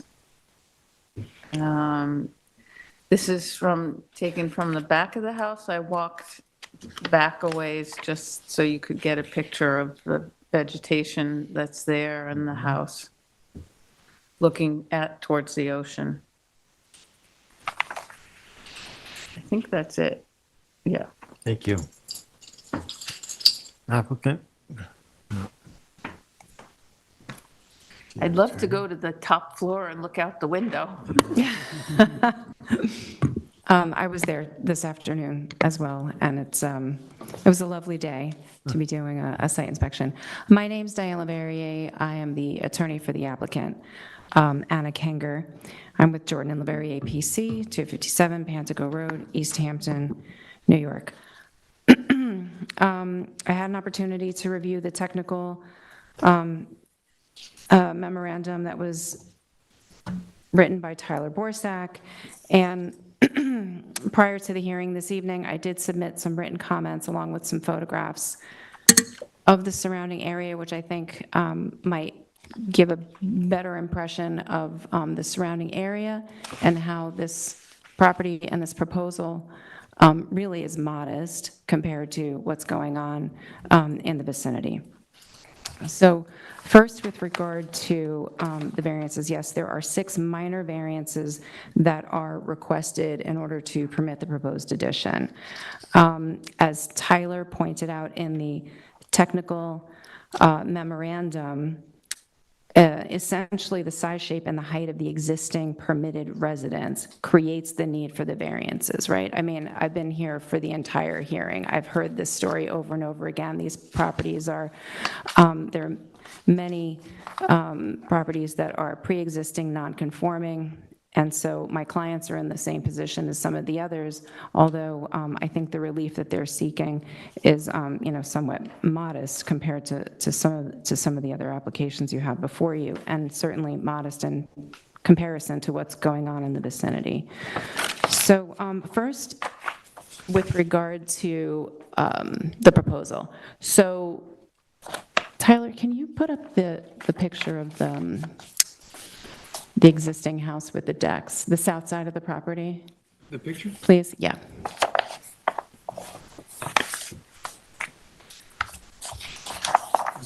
This one, yeah, thank you. So this is the south side of the property. There's two existing decks. There's a first floor and a second-story deck. These decks are going to be removed in order to accommodate the proposed addition. My clients are proposing a modest 405 square foot second-story addition to increase the gross floor area, basically bringing the structure up from an existing 1,451 square feet for the residents to 1,856 square feet. We're talking about an under 2,000 square foot residence in this vicinity. Furthermore, with regard to the variances that are required, my clients and the architect, I think, is also on the call if you have any questions with regard to the construction. But all of the major additions that are proposed as part of this application fall within the existing footprint. So the existing second-story square foot addition is basically proposed so that it would be essentially enclosing the second-story deck of the house. And then, of course, they would want to continue to have a first-floor deck, and then they proposed another minimal deck in front of that deck as part of the application. The second-story addition will wrap around. There's already existing decking and stairways at the existing property. So again, the proposal is really meant to stay within the existing footprint so as to not increase the bulk of the existing structure, just to give the increase in the gross floor area, but to do that within the confines of what's already there. So to that extent, it sounds worse in the technical memorandum than it actually is, especially to the extent that they're going to be tearing down the existing decking and just adding the second-story addition. Furthermore, with regard to the height issues, the existing residence is already 40.6 feet high. All of the proposed additions, the square footage, are within the existing height. There's not going to be any additional height added to the structure. And if you've been to the property, you'll note that this property is short in comparison to the adjacent Scheifetz property, which is now undergoing construction on the westerly side, and certainly going down Osprey Road to the east. Furthermore, if you look in the vicinity and you compare this to the adjoining properties in the surrounding area, the decking doesn't extend nearly as far out as the decking on some of the other adjoining properties, the Scheifetz property, the easterly properties, and if you're looking over from the deck and you look straight across, there's actually another residence. Right, you're overlooking another residence in my client's backyard, essentially. Speak to those other properties in terms of whether or not they're pre-existing non-conforming, what you're relating to, or are you just relating them to decks? No, I'm talking, well, first of all, the Scheifetz property is the most obvious, and it was a comparison that was raised in the technical memorandum. That's an existing a pre-existing non-conforming property that's been given variances. It was given 5 variances to permit additional gables, additional bulk, additional structure, additional clearing. With regard to this particular property, in terms of the construction and the clearing and the coverage, there is existing clearing, and there's clearing proposed, and there's additional coverage proposed, but we are well within the permitted clearing and coverage limitations. So let me just go back to, okay, so the gross floor area of the proposed residence would increase from 1,451 square feet to 2,278. It's still within the allowable square footage of 2,355. We're not going beyond what is permitted. And so, and with regard to the clearing, we're proposing clearing of 55.9%, where 100% is permitted. And we're only increasing that, if you look at the survey,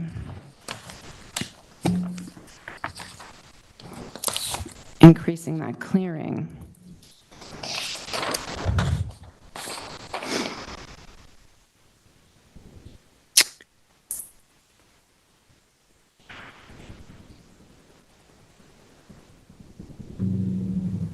from 35.4% to 55.9%.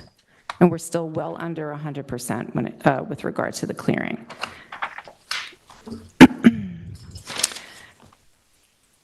Also, the majority of the clearing and the additions are going to take place on the south side of the property. The south side of the property is vegetated and does have dune vegetation, but most of it is shaded, actually, by the residents to the south and also by the Scheifetz residents to the west. The total lot coverage of the Kenger property is currently 28.9%. And the applicant proposes to increase it to 34.6%, where 50% is permitted.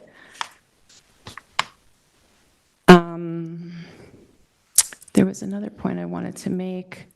Oh, there were certain recommendations that were made in the technical memorandum, specifically with regard to upgrading the septic. Obviously, my clients are proposing to upgrade the septic as part of this application, but they wanted to first obtain the variances. Obviously, the Suffolk County Department of Health Services is going to want to see that, along with the application for the septic upgrade. And there were also recommendations for a landscaping plan to address, some of the clearing that is taking place. And my clients are amenable to that for potential mitigation as well. And that's all I have for now. Unless you have any questions for me. Well, you will be adding about 240 square feet of decking south of the existing residence now. That So is we're going to come correct. out 8 feet by about 30 feet, approximately, right? That's So that's correct. what's going on. And that's going back to the south, which I think we saw photos today, that there is some existing vegetation there that is typical of dune land and is something that we're always concerned about and want to see preserved. We have that. I also want to address the fact that in this survey, there seems to be a misrepresentation of where this spiral stair would go. That proposed, I believe it's on the second floor above the 8-foot deck that you're proposing. Somehow it's beyond that. It is shown in an awkward place on the survey. I think this is inaccurate. I'm just pointing out that doesn't, Yeah. according to the building plans and according to the elevations here, that deck is, that spiral staircase is on top of the existing deck, not the existing deck that you're going to create. I believe that's correct. I would let the architect address that, but I think you're correct there. Yeah, and then the other thing is we recently had the house to the west in front of us, and we know what the pyramid problems are on these lots. However, we are being asked now to increase a footprint and disturbance coming south, and that's going to be a real concern. We have to consider the pyramid. I know that a lot of it was pre-existing. In other words, the house that existed there, we noticed that in the previous application, and you can see it now, has got a serious pyramid violation if we were to look at it that way, if it's pre-existing. So anything we do to add on We can't extend that. We have to be careful about that. I'm mostly concerned, when I was there, thinking about moving to the south, that is, again, it's the one portion of what we try to preserve and saving this area, and I'm against it, native dune land. And we see a bit of it there. And frankly, it seems like it's been fairly well respected. In other words, there's not any activity back there. So there's not a fire pit or something that's set out in there. That's a concern. The concern about moving back with that decking, and what does it do? How much of the disturbance we're going to have? And additionally, as a building protocol, it would be very easy to greatly disturb that. So any deck that comes out there, we're going to be very cautious about if you were to get approvals, just as we said in the previous application, to get out into native vegetation that we think is fairly pristine or looks as if it's well stabilized. It's going to be a great concern. And you have to know that going in. I'm just telling you. Sure. Because that is something that when you get to this site, it's constrained, it's small, but there is a nice section of it that still has a natural feel to it, and we have to be concerned about it. Understood. With regard to the vegetation, I would add, and you probably noticed if you went out there, the vegetation to the south, more vegetation grows on the east and westerly side of the property and further south. Down, down in the center of the southerly portion, it really is shaded a lot. It doesn't get a lot of sun, so there's not as much vegetation there. So, in terms of adding the deck in that particular location, the amount of vegetation that's going to be affected is not as great as the vegetation. But there's also the topography to protect there. So we have a concern for it. I'm just stating it because, to me, that's one of the more significant asks here, is that moving south. As you've stated, I think correctly, that most of what you're asking for is taking place over already existing structure, right? Correct. Right, so most Yes. of it is. But Right. that deck coming southward is one. I'll let the other board members comment on it, but I'm just telling you, Sure. when you get there, that's what's most striking about this proposed project. I have concerns regarding the increasing of the the present nonconformities. So what we have is, if this was a vacant lot today, this existing house would not even look like this. And so it is nonconforming to a high degree, and here we are increasing that nonconformity. And I'm not sure if I heard or see a nexus for that. Well, the majority of the homes in this area are pre-existing non-conforming, and they have received Right, but we're variances increasing to the increase the non-conformity. non-conformity. Right, but we're But not the only precedent is already there for increasing the non-conformity for existing non-conforming residences in this area. What we're asking for is very modest compared to what's been going on in the area and what exists in the area and what's been permitted in the area. Specifically with regard to, the second story, we're really just adding a second floor, 450 of square feet within an existing second floor deck, essentially. I mean, if we just built out the space there into the second story deck, we would just be adding that which is already there. I understand the footprint part of this. But you're still increasing the nonconformity regarding to pyramid and height. So I'm not, this board always looks at pyramid very strictly, and we understand the one next door was denied initially and pulled back. So, I have grave concerns about increasing nonconformities, especially on all four sides here, like you're doing. I know they seem to be, I'm just not sure I see the nexus for it.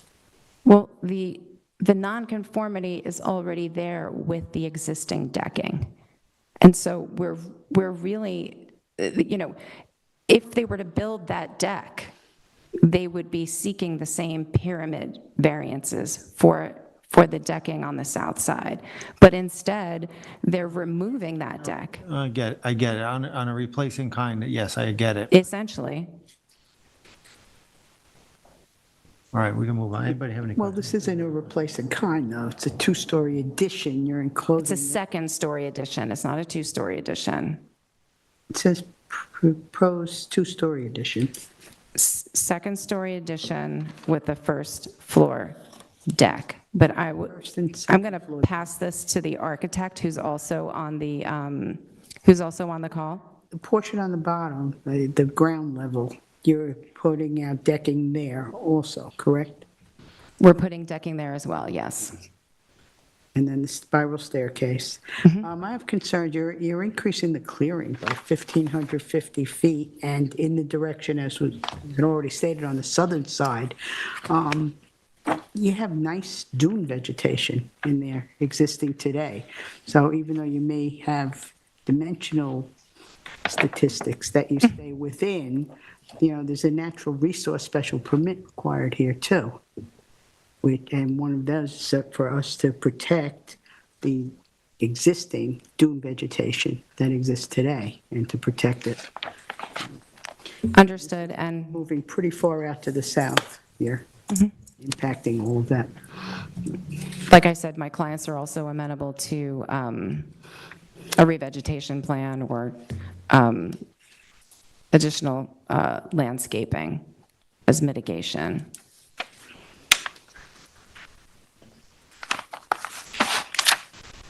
Any other questions?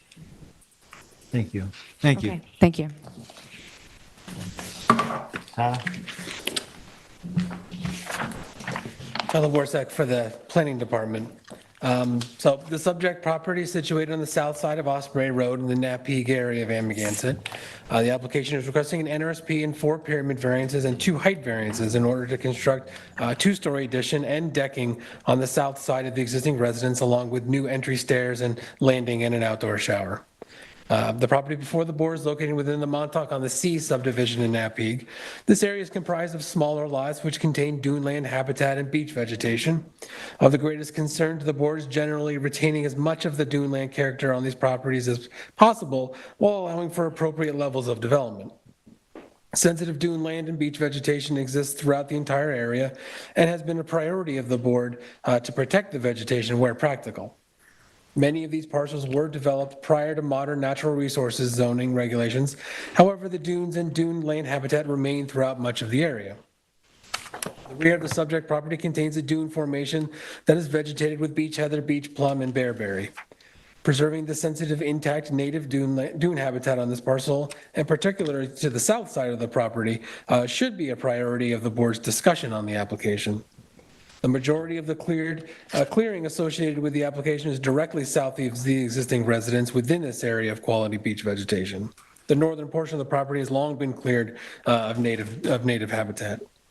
The subject application is requesting 4 pyramid variances and 2 variances from the maximum allowable height for the proposed additions and decking. The proposed additions to the residence require variances from the town's pyramid regulations of over 11 feet and 14 feet, and the decking requires variances of over 5 feet and 8 feet from the western and eastern property lines respectively, up to the top of the railing. The size and shape of the residence on this small non-conforming property make the existing improvements non-conforming to pyramid and maximum height. The existing residence is approximately 14 feet outside of pyramid regulations along the western lot line and more than 20 feet on the eastern lot line. The proposed flat roof addition will also extend approximately 28 feet above the surrounding natural grade, with the railing for the roof decking extending up to 31 feet above grade, both of which exceed the maximum allowable height of 25 feet for flat roof. The parcel directly to the west, which is 56 Osprey Road, was the subject of multiple ZBA applications requesting pyramid and 3rd-story variances for additions to the residence somewhat recently. That application was originally denied and was subsequently approved in a second application after revisions to the plans in order to reduce the magnitude of the variances. Given the similarities between the 2 lots, their close proximity, existing nonconformities, and similar vegetation on the property, is worth comparing the 2. The Chaffetz application similarly had existing pyramid nonconformity on a very similar property. That application was ultimately granted 5 variances, including 1 pyramid variance to construct a dormer addition 8 feet 8.5 inches outside of the town's pyramid regulations, and a 3rd-story variance. The dormer additions approved in the Chaffetz application were within the footprint of the lower level of the residence. I'm not sure if the plans have changed, but I see in this application 827 square feet of additions, which includes 385 square feet at the first floor and 417 at the second floor. That will increase the gross floor area of the residence of the property from 1,451 square feet to 2,278 square feet, where 2,355 square feet is allowed, or 96.7% of the maximum allowable. With such large variance requests and nearly maximizing the gross floor area, the board will need to carefully consider how this application meets the variance standards. Are there reasonable alternative designs that could be considered, which would add some additional living space to the residence without the need for such large variances, and which would limit the impacts to the beach vegetation on the property? The board should discuss what mitigation can be offered to help offset the clearing on the property, as well as the visual impacts of such large looming structures on the neighboring properties. The Montauk-on-the-Sea subdivision is in an area of town that has seen many applications in front of the ZBA in recent years for redevelopments or additions to the existing properties, many of which are maximizing or nearly maximizing the gross floor area allowances. This level of development may not be possible on some of these properties, given the existing conditions, dwindling dune land characteristics, and significant variances required. The character of the neighborhood of modest homes with the dune land habitat has been under increasing developmental pressure, and the board will need to determine if the proposed variances and NRSP are in keeping with the character, or if there are better alternatives which would require less clearing, smaller or no variances, and better fit within the constraints of the property. There does not appear to be any significant attempt at limiting the pyramid nonconformity for the additions, with a flat roof extending to the edge of the additions. It's also worth noting that because the parcel is pre-existing non-conforming to pyramid regulations, the 50% cap limits the expansion of areas outside of the pyramid regulations. According to the provided building plans, 376 square feet of floor area is non-conforming to pyramid, which limits expansion of non-conforming to 188 square feet. The proposed additions will add 186 square feet of area, which is below portions that are non-conforming to pyramid, which takes up 49% of that 50% cap. Nearly maximizing the gross floor area, nearly maximizing expansion of the 50% cap, and increasing the building coverage to 18.5%, where 20% is allowed, gives the impression of simply attempting to maximize development on the property. The upgrade to the sanitary system was discussed. It appears that one would be needed. If it was proposed in the front yard, no NRSP would be required, so the board may not need to be concerned about that aspect of the project. The ZBA should carefully review the application and compare it to the constraints of the property. What has been included or offered to mitigate the impacts associated with the development, and compare the development to similar properties in the neighborhood to determine if the application meets the NRSP and variance standards. The requested variances certainly appear to be substantial variances that can cause detriment to nearby properties, to the environment, and will set a poor precedent in an area with many similar properties. Other than that, I can answer any questions you might have. Questions for Tyler? Yeah, I want to go back to the deck on the south side. I think I underestimated what it is. I'm just looking at the numbers at 8 by 30 coming across, but then there's this other portion in the southeast corner that goes 8 by about 17. So Yes. it's much closer to 380 square feet of additional decking that's all projected beyond the existing structure at this point, down into the most sensitive area. Right. Is that correct? And then the deck above that, the spiral staircase pulls back in and goes up to the upper deck. Right. But that section that protrudes on out, I stood there yesterday and I realized that I was pretty well back out into that native vegetation and right into the dune structure. Yeah. Yeah. And there's some pretty significant vegetation back there, as you can see even in the photos, which weren't too far back, but far enough you could see the bearberry there. So it's something that's going to have to be discussed and addressed, because this is a significant portion of this project, this pushback to the south, which we've been careful in other applications to say that as construction proceeds, we're looking not to disturb existing dune land. And so this is going to be one we have. Thank you. Sure. Any other questions? I'll go make a comment. It was also out there, and it really wasn't shady at all in that area. So it was nice dune vegetation there. And this was the same type of dune vegetation that we were very careful to try to protect in that project that's currently ongoing on the west side.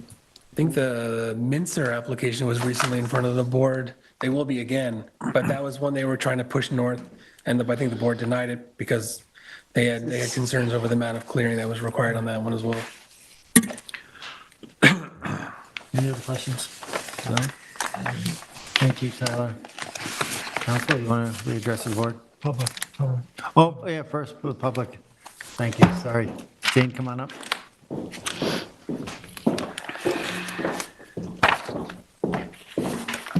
Jane, you're already sworn in for the evening. I'll do it again if you want.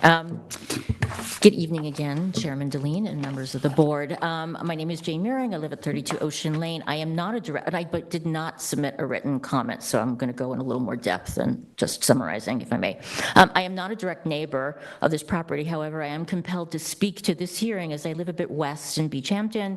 These two areas share similar characteristics of being on or near the ocean, a majority of significantly undersized lots, significant redevelopment pressures, and most importantly, they are natural resource heavy. So I make a case that everything that happens in this White Sands neighborhood, everything you approve there sets some direct precedent for what I see around me. As the TAM notes, one of the goals of natural resources protection is to retain as much dune land and dune land character while accommodating, quote, appropriate levels of development. The applicant proposes taking a 1,451 square foot house, one that's quite representative of the character of the neighborhood, and expanding it by 58%, just a smidge from the max allowable, and expanding coverages.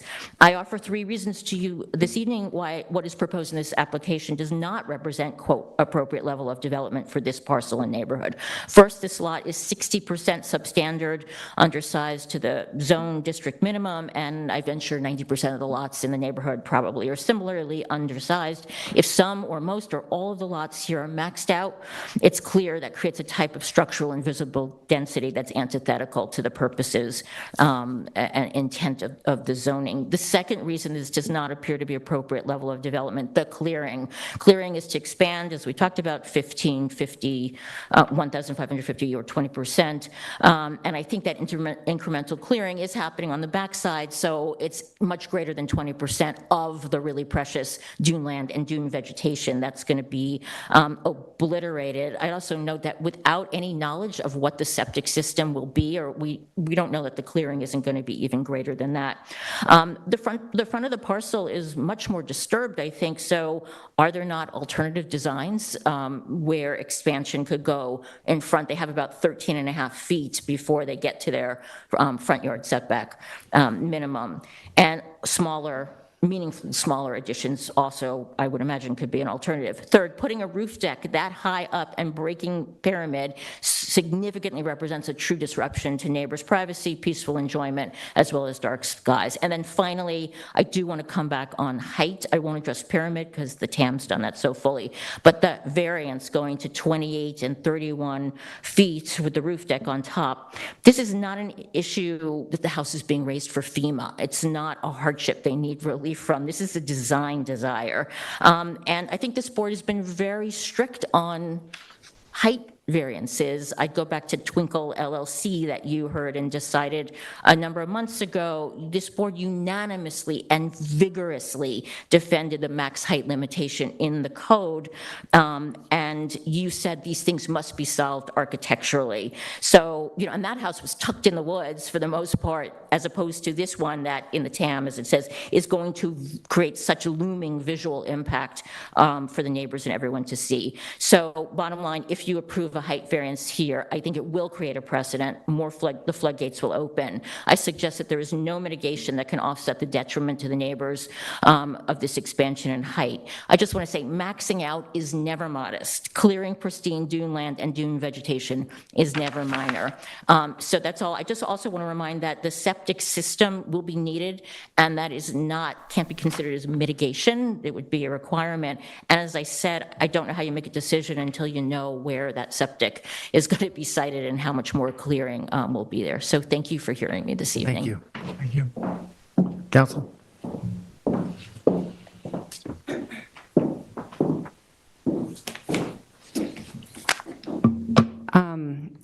Apologies if you assume that I was proposing a septic as a mitigation. I think I said, obviously, we would a septic system upgrade would be required as part of this project. So that's a given. With regard to the board's question, and I just do want to clarify, when I was looking, unfortunately, I need glasses these days, so when I was looking at the plans, it is a two-story addition, right? So they are tearing down they're tearing down the existing decking, and within that existing decking, they want to put a first and second story addition.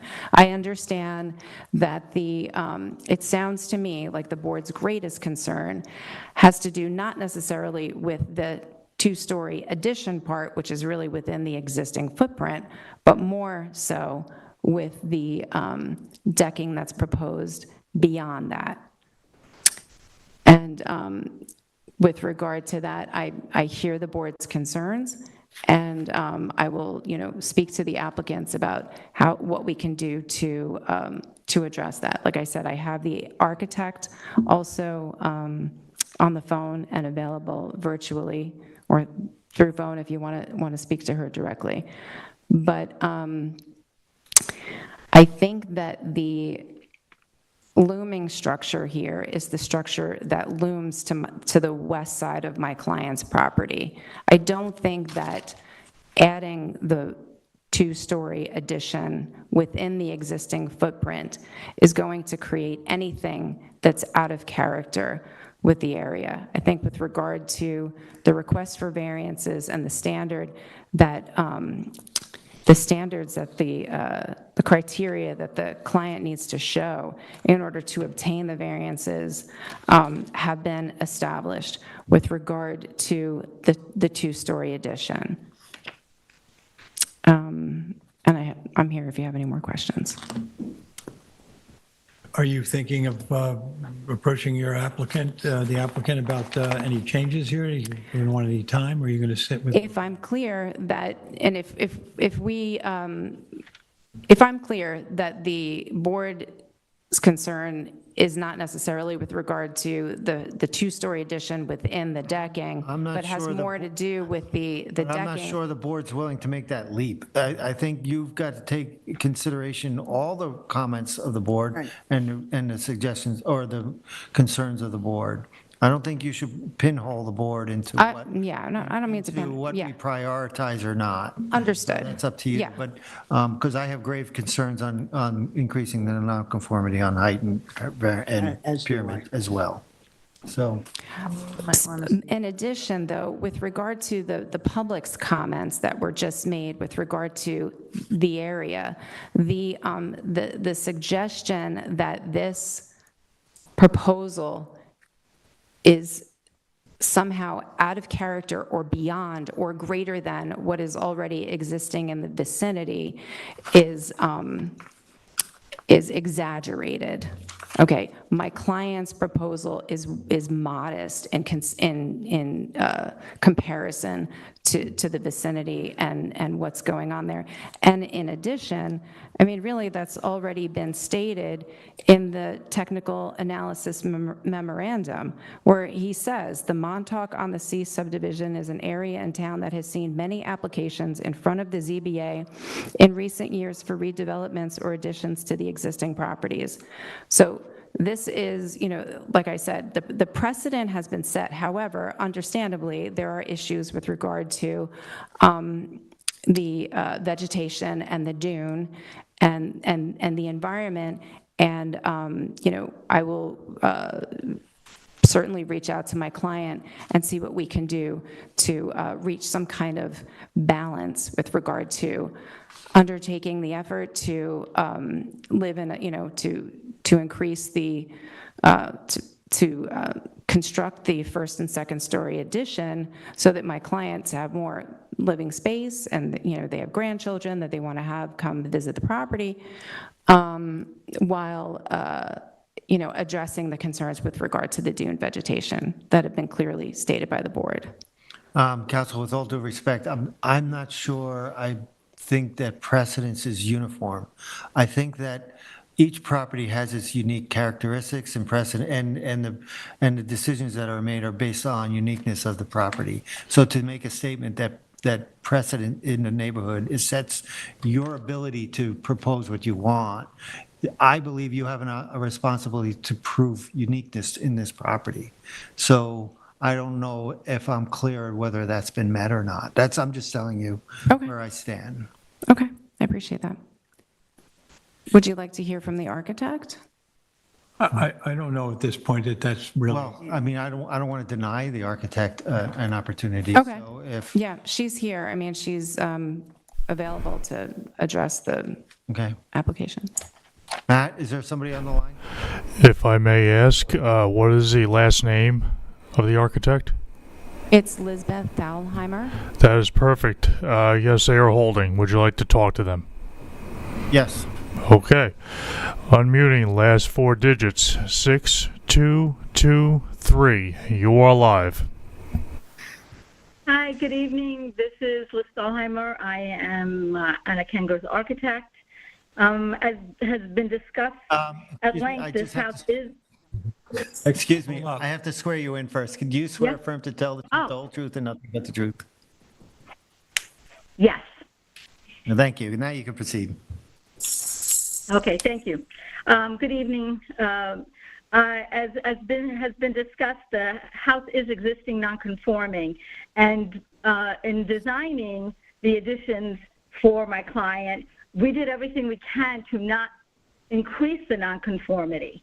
On the excuse me, on the north side and the south side, the house was designed to keep the existing setback or increase the existing setback. The only place that we did increase the nonconformity is on the south side, where we bumped out 2 feet 6 inches, and that addition is less than there is an existing exterior stair. So we did increase the living space nonconformity, but the structure actually went beyond what we're proposing. The only change to the front, there is no variance. We're not requesting other than the pyramid law. We're not changing the front. The pyramid law that is non-conforming is existing in the front, the north elevation. The only change we're proposing to the north elevation is the stair, because we're proposing to change the front door of the building. Other than that, the character of the feel of the structure is remaining as it is, which conforms with the rest of the neighborhood. And as far as the height, we're not increasing the nonconformity. We are increasing. We are requesting a height variance, but the existing height is considerably higher than what we are proposing. So we're not increasing that.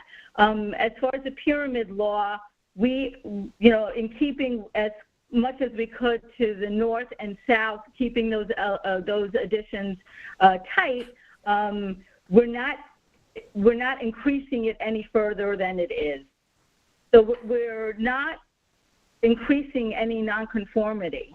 I made every effort to retain as much side yard as we could and respect it. I understand the concerns with the vegetation to the south, and I will certainly speak to my client.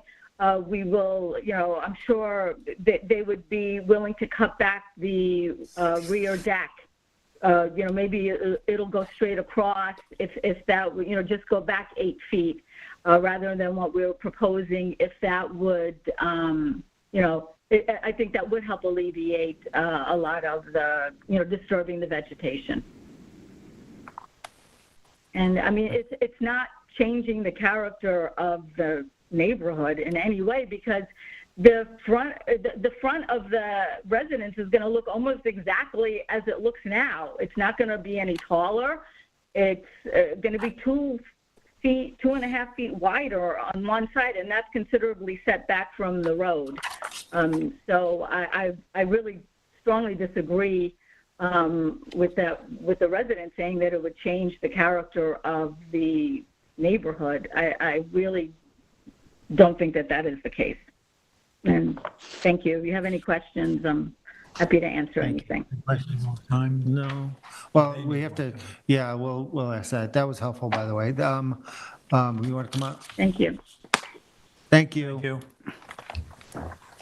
you. I Thank you. guess you're going to need some time, right? Sorry? I guess you're going to need some time. Yes, I think that would be, yeah, helpful. How much time do you think you would need? Should we do 30 days?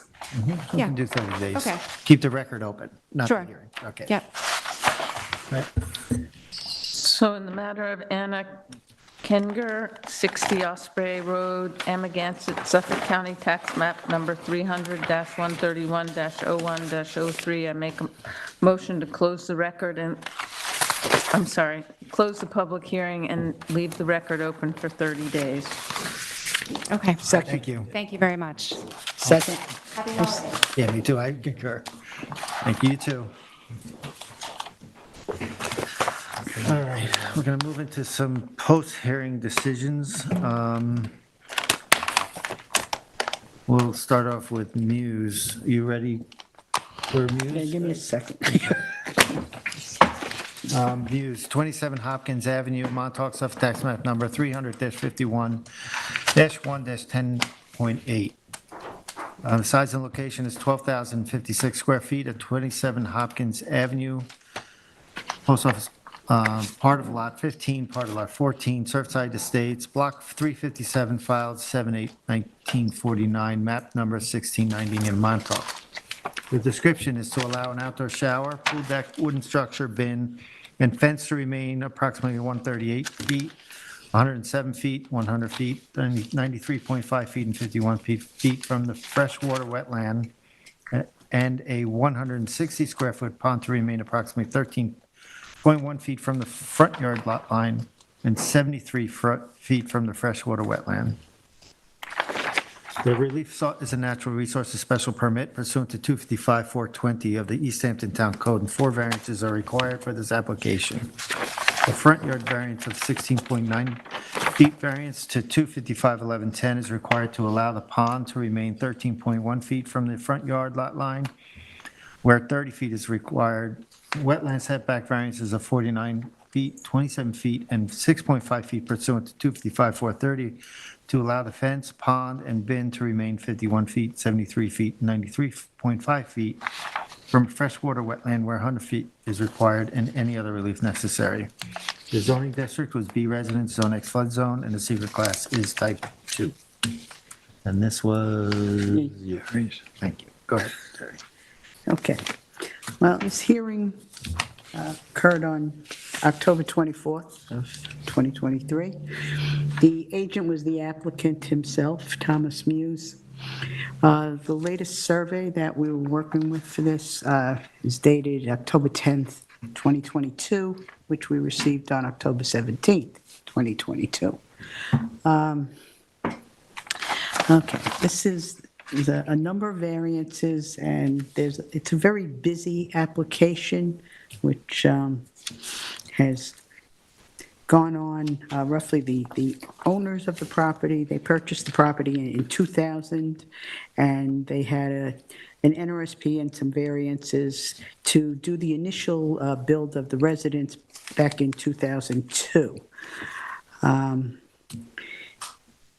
The progression of the building of the house and some other things took a long time. They had several extensions of time granted for the initial house was built. And before it totally got done, there was in 2003, there was a building permit for a pool, which finally got done and completed in 2017. To another 2003 building permit for the residence and the garage. One thing occurred in 2007. There was an artist studio was being put in for the garage without a permit, and the residence was being occupied. So with all of this happening and that about the artist studio, in 2007, there was a C of O issued, but at that point, there still was no pool that had been completed. So over this time, these variances that are being requested for much of this, all this work had already been done, some of which got permits, and then along the way with the permits and the C of O and the completion of certain items, there was some slight changes that were made on a number of things. At the hearing, there was a lot of discussion about the pond. There's a variance, a front yard variance of 16.9 feet that was required for the pond, where 30 feet would be required. And that same pond also requires a wetland variance of 27 feet to be 73 feet from the wetlands. The wetlands that exist are across Hopkins Avenue. And so there is an asphalt road, and the wetlands exist across that. And the other variances that are requested also all relate to the wetlands that cross the road. So a lot of discussion was about the pond, the question and the construction of the pond, and actually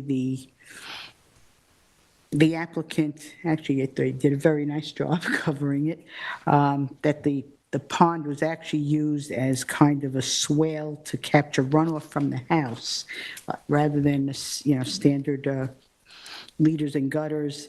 They have a pipe to capture the runoff, and then it runs down and it drains to this pond, which he actually built. And there were questions about whether this in itself would become a wetland, but he did state, and the pond is lined, so it does serve as a pond, and he has a few fish in it, and the pond, so he actually runs water from the house to run off it, so it's part of a swale system to control the runoff.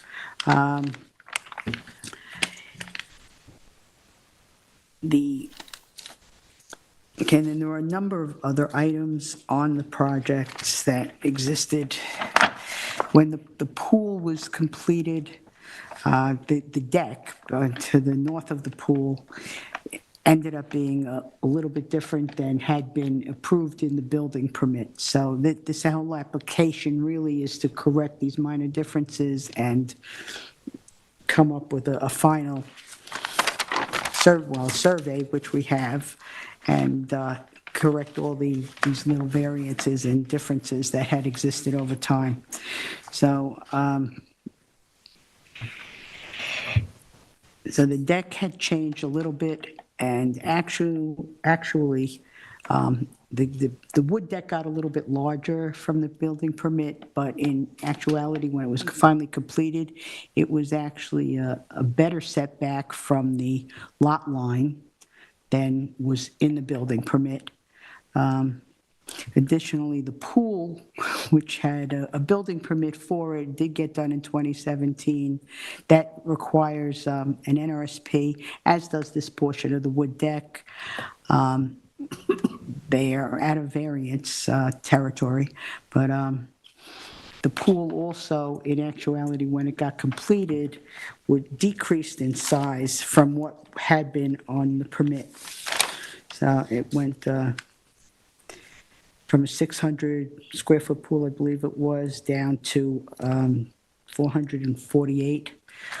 I have the exact number somewhere in here. So those items are for NRSP only, and there's also they had a structure, as it was called, which was serving to screen some trees that was added also without a permit. This too did not need a variance, but it's part of the NRSP portion of this application. So regarding those items, I feel that actually the way they ended up being built was actually an improvement over what had been permitted. So I think all of those items meet the NRSP standards, as was stated in the TAM too, that there's really nothing detrimental about any of those. So I think that meets the NRSP standards. The pool the pond. I also feel it's actually a nice amenity. The way he did it, I thought was environmentally sound. And the variances are not large for it. I do think that the Hopkins Avenue, the street between the wetlands and the pond, will also, protect and be no detriment environmentally, and I feel the variances are small on that. So too, I'm improving the pond. I feel it meets the standards. The variances are not large. There was let me get to a bin. There was a bin up in the northern portion of the property, which required a 6.5-foot variance to be 93.5 from the wetlands.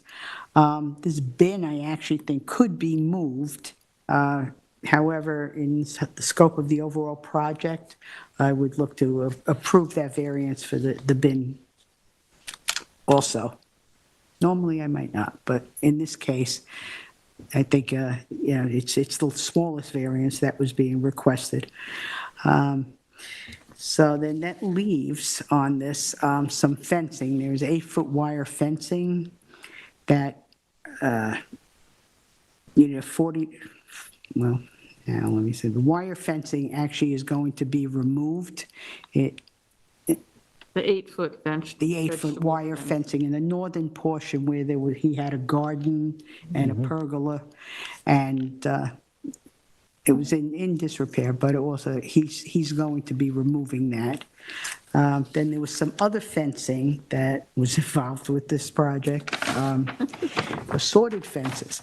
So there was in the permits for the pool, there was no pool fencing that was included in the permits at all, but the applicant does have what shows as 5-foot wood fencing around the pool area, and actually it is completely enclosed, so I do believe that would suffice as pool fencing. And in approving the fencing, now the 5-foot around that pool is okay. There's some wire fencing, but I think that also serves as some pool fencing. And the applicant stated that he has a couple of gates, and the gates open out. So it seems to have followed all of that. The only fencing that there was still some question, I think, at the end of the hearing is the fencing that was on the front portion of the property. There's another 5-foot fence, and that fencing, it was kind of left that he would either have to reduce the fencing or potentially have to get ARB approval. But overall, I think the project is good. I'm approving the entire project, bottom line, and the NRSP. I think it was stated by the planners also that there's really no detriment to the environment in any pieces of this. So the only thing that's still left outstanding as far as I'm concerned is that whether the 5-foot fence in the front needs ARB approval, and I think we could condition that to be checked, whether it needs it or not. So I'm approving the entire application. Thank you, Terry. Ed? Yeah, I'll save the pond for last. There are a number of items. Fencing is one of them. Start with the bin. The bin is only requiring a 6.5-foot variance. It's in a location that doesn't look as if it's going to do a great deal of harm. I think the road was a factor brought up by the applicant. It's one for us to consider that the wetland is across the road on Hopkins, and so for both that and for the pond later, that's a factor that enters into this. I think the other things that there was a number of questions, whether a dry well existed for the pool backwash. There was a dry well for a shower. It was brought up at the hearing. The applicant said that both of those existed. That work had already been done. There was a discussion of the pool. It didn't show up needing a variance, being only 19.6 feet from the northern property line, but the plus or minus 6 inches granted by the building department made that a negligible problem. That was for the deck. Excuse me? For the deck. For the deck. Yeah, okay. For the pool deck. Yeah, I didn't say deck. And then what else here? So, and their pool as it exists, it is smaller than the granted variance from several years before. I agree with Member Berger. I think it's a busy site. There's a lot to see. Things are piled sort of into one another. But when you kind of strip it back down, there wasn't a lot here that was of major concern. I think that 5-foot fence at the end of the meeting, the one we talked about whether it needed A or B, I'm going to agree with Member Berger on that the 5-foot fence has to be discussed. The applicant said that the pool fencing, that he would remove the 8-foot wire fence. It's no longer going to try to grow vegetables, and that was fine. That the other fence, the 5-foot fence around the pool, would serve as the necessary pool fence. And then the pond. The pond is interesting because there's two aspects of it. One is that if all the rainwater from those roofs are coming down, was the pond adequate to hold that? Would it cause any other flooding? Did it go out into the road? All those questions that might be asked, and apparently it's been there a while, and according to the applicant, it hasn't. When he was questioned about it, he said that the liner was in the lower part of it, but the upper part wasn't, and so there was a certain amount of leaching that he suggested took place. I hope so. It was one of those things that when I looked at it, I wondered what happens to all the rainwater at the time. However, the planners didn't have a lot of problem with it, and when we take a look at it and it seems to function, it's kind of a creative way, I suppose, to deal with the rainwater there. So I'm going in a circle here, but it basically, as busy as this job was, as busy as this application is, I'm going to agree with Member Berger. I'm going to approve the application and leave open the question of whether or not we need A or B approval for that fence that's out along Hopkins. Thank you. Joan? I agree with my fellow members, and just to note two things. In the hearing, he said that he had never seen the pond overflow, and given the heavy rains we've had in the past couple years, I guess I take his word for it. It was sort of a charming way to deal with runoff. And in the project recommendations, they already have listed removal of the 8-foot fence and going to the ARB for any fences over 5 feet. So I don't know, Rob, that those are in the conditions in the TAM. Right. Yeah. Thank you. I agree with my fellow board members. I really don't have anything else to add, so. Thank you. I'm going to request that we put off Alicia Goldstein till our work session later in December. We have the time to do that. Okay. Stephen Froelich, I don't think we have time to do that. I'm prepared to do that anyway tonight. So I'll read that into the record. Stephen Froelich and Lisa Kirsten Froelich at 198 Bull Path, East Hampton, Suffolk, tax map number 300-135-2-12.1. The size and location is 32,538 square feet at 198 Bull Path, East Hampton. And the description is to allow a parcel to remain 3,000 square foot over the allowable clearing limits. The relief sought is one variance of 3,000 square feet is required from 255-365 Water Recharge Overlay District regulations of the Town Code to allow 14,388 square feet of clearing to remain on the property where maximum clearing permitted is 11,388 square feet, and any other relief necessary. The zoning district is a residence zone, it's flood zone, and the secret class is type 2. This was in my area, so I'll lead off, members, if it's okay with you. The parcel is located at 198 Bull Path. The hearing was held on October 17th, 2023. And it's to allow a parcel to remain 3,000 square feet over cleared. The lot size is 32,538 square feet, and it's in the Water Recharge Overlay District. The most recent C of O is 2016. The latest survey is a Borelski survey dated 12/14/22. A building permit was issued in 2015 since the Water Recharge Overlay District went into effect in 1984. This cannot be considered a pre-existing non-conforming use. In 2016, the 2016 C of O survey showed clearing of 14,067 square feet, which used a calculation based on a lot size of 40,000 square feet or larger. The actual clearing limit based on this lot size of the 32,538 square feet should be 11,388 square feet. And this was a mistake by the surveyor at that time. In 2016, a memo filed from the Natural Resources Department with a plan to revegetate, followed by a letter noting the revegetation had been completed in April 2016. In May of 2016, a building permit was issued for generator, pool, and accessory building with patio, and a C of O for the property was issued the same day. In April 2017, the Natural Resources Department issued a violation of overclearing. Subsequent to the above memo, a conforming re-veg plan was approved by Natural Resources. Also in 2017, Natural Resources inspected, which was approximately a year later, correct? Yeah. No, in April 2017, overclearing, right. In 2017, Natural Resources inspected the property and found that further clearing of the property had been made.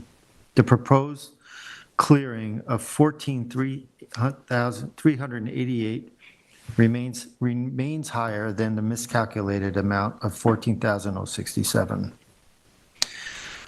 As far as the applicant, maintains that there was no indication of water recharge overlay on the survey or in the contract. And my note to that is the owner is responsible for knowing the limitations on the property. Whether or not there was a mistake or not by the surveyor, I think would be in the owner, but I'll bring that up later on. Contesting it, that the applicant was contesting that it was the department of the building department's error. Moreover, the applicant is attempting to draw similarities with the previous board decisions to create a precedent of previous approvals at approximately 26% over clearing, stating that because the board had proved and they calculated that over time the board had proved approximately 26%, that now becomes precedent. The applicant stated that since this application is within the 26.34 range, it should be approved. They stated six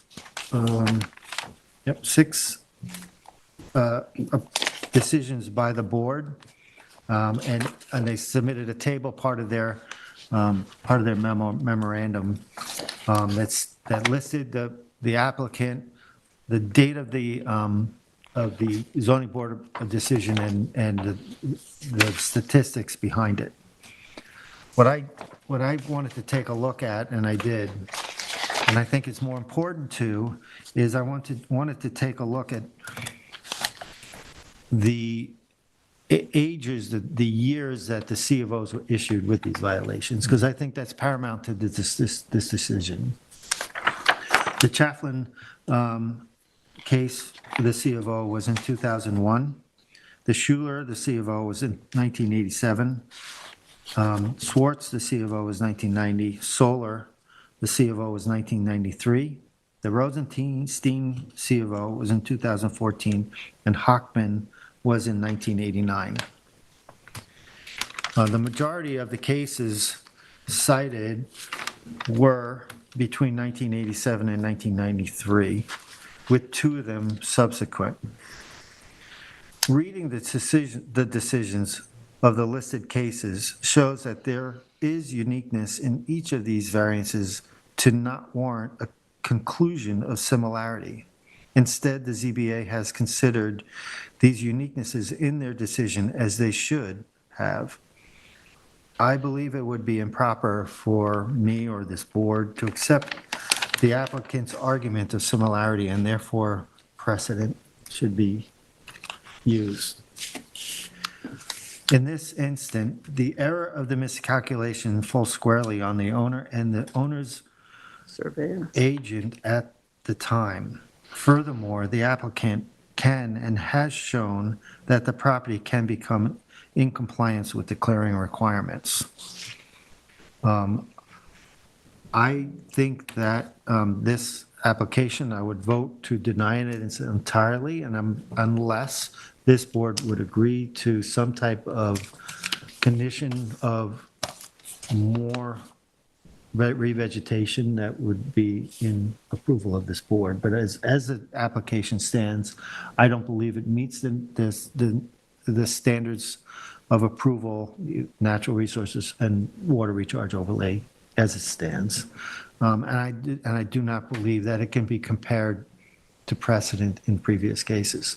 So with that, I leave it up to the board to discuss whether I would make a recommendation that that lawn that is there be revegetated and allow a 5-foot clearance around the structures to do that. Good compromise. Ed, want to go? Sure. You've covered most of my notes, pretty much word for word about the history of it and what went on with the C of O being granted when it was clearly in a water recharge district, and there was misunderstanding by either surveyors, building inspectors. However, we get ourselves to the point now where we're looking at a property, and we know that we don't want to establish that these areas that are very sensitive for water recharge can be overcleared, and we give an agreement to allow it to stay that way merely because there was some other problem along the way that had to do with factors that went beyond what maybe even the applicant could have initially controlled. I do think, though, that when you start to look at what can be done, I mean, there was this suggestion that they were only asking for 25% clearance variance. I think it was pointed out by the planner at the time that, well, that might not 3,000 feet against the amount of area that's underwater recharge is very little. But per parcel, if you start allowing 25%, we'd start cutting into what the spirit of the legislation was about. And I think that's important for us to remember what we're trying to achieve when we enforce these regulations. I think that there's this large, when we look at the map, I'm agreeing with the chair here, but when we look at that, there was a large square lawn. I put it the southeast, it's basically in the south, and that's a potential area for revegetation there. I understand that there's a desire on their part to have a lawn, and that's understandable, but they're in a sensitive area, and for whatever reason, as was pointed out by the chair, in the end, the onus and the responsibility lies with the property owner.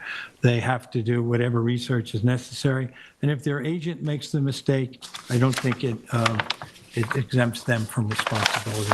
So I think that I'm going to agree with the chair here and say my note was if that large square area would be agreed to be revegetated, it would come a long way. It wouldn't bring us all the way down to 11,388, but I think it would take us close to it. Your suggestion that we allow for a 5-foot walkway around the pool is one that I'm willing to support, and whatever revegetation we get there, if that brings us to about the number. And I think that the question of uniqueness and the question of precedent, I'm going to also agree that every application that comes in front of us, I always consider as an individual application, and we have to look at them that way. If something else was decided by previous boards or even by this board, members here now, it's still, we look at the individual circumstance on each particular application. And this one here, not every parcel can have everything that they want. So wanting one is fine, but we want to see that we do the best we can to uphold the spirit of the legislation as it was initially enforced. So I'm going to deny this application with the caveat that if a re-veg plan could be submitted, that allow to do much along the lines as you suggested, Mr. Chair.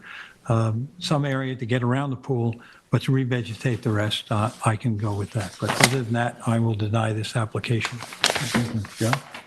Yeah, I'm in agreement with my fellow board members. And I think the 5 foot around the pool would be a good compromise. The one thing that was a little unclear on, and this is the square off the porch. I think there's an entranceway from the porch to the pool patio. Maybe we could leave a walkway so they could allow for a walkway from, a 4-foot walkway from the porch to the slate patio of the pool.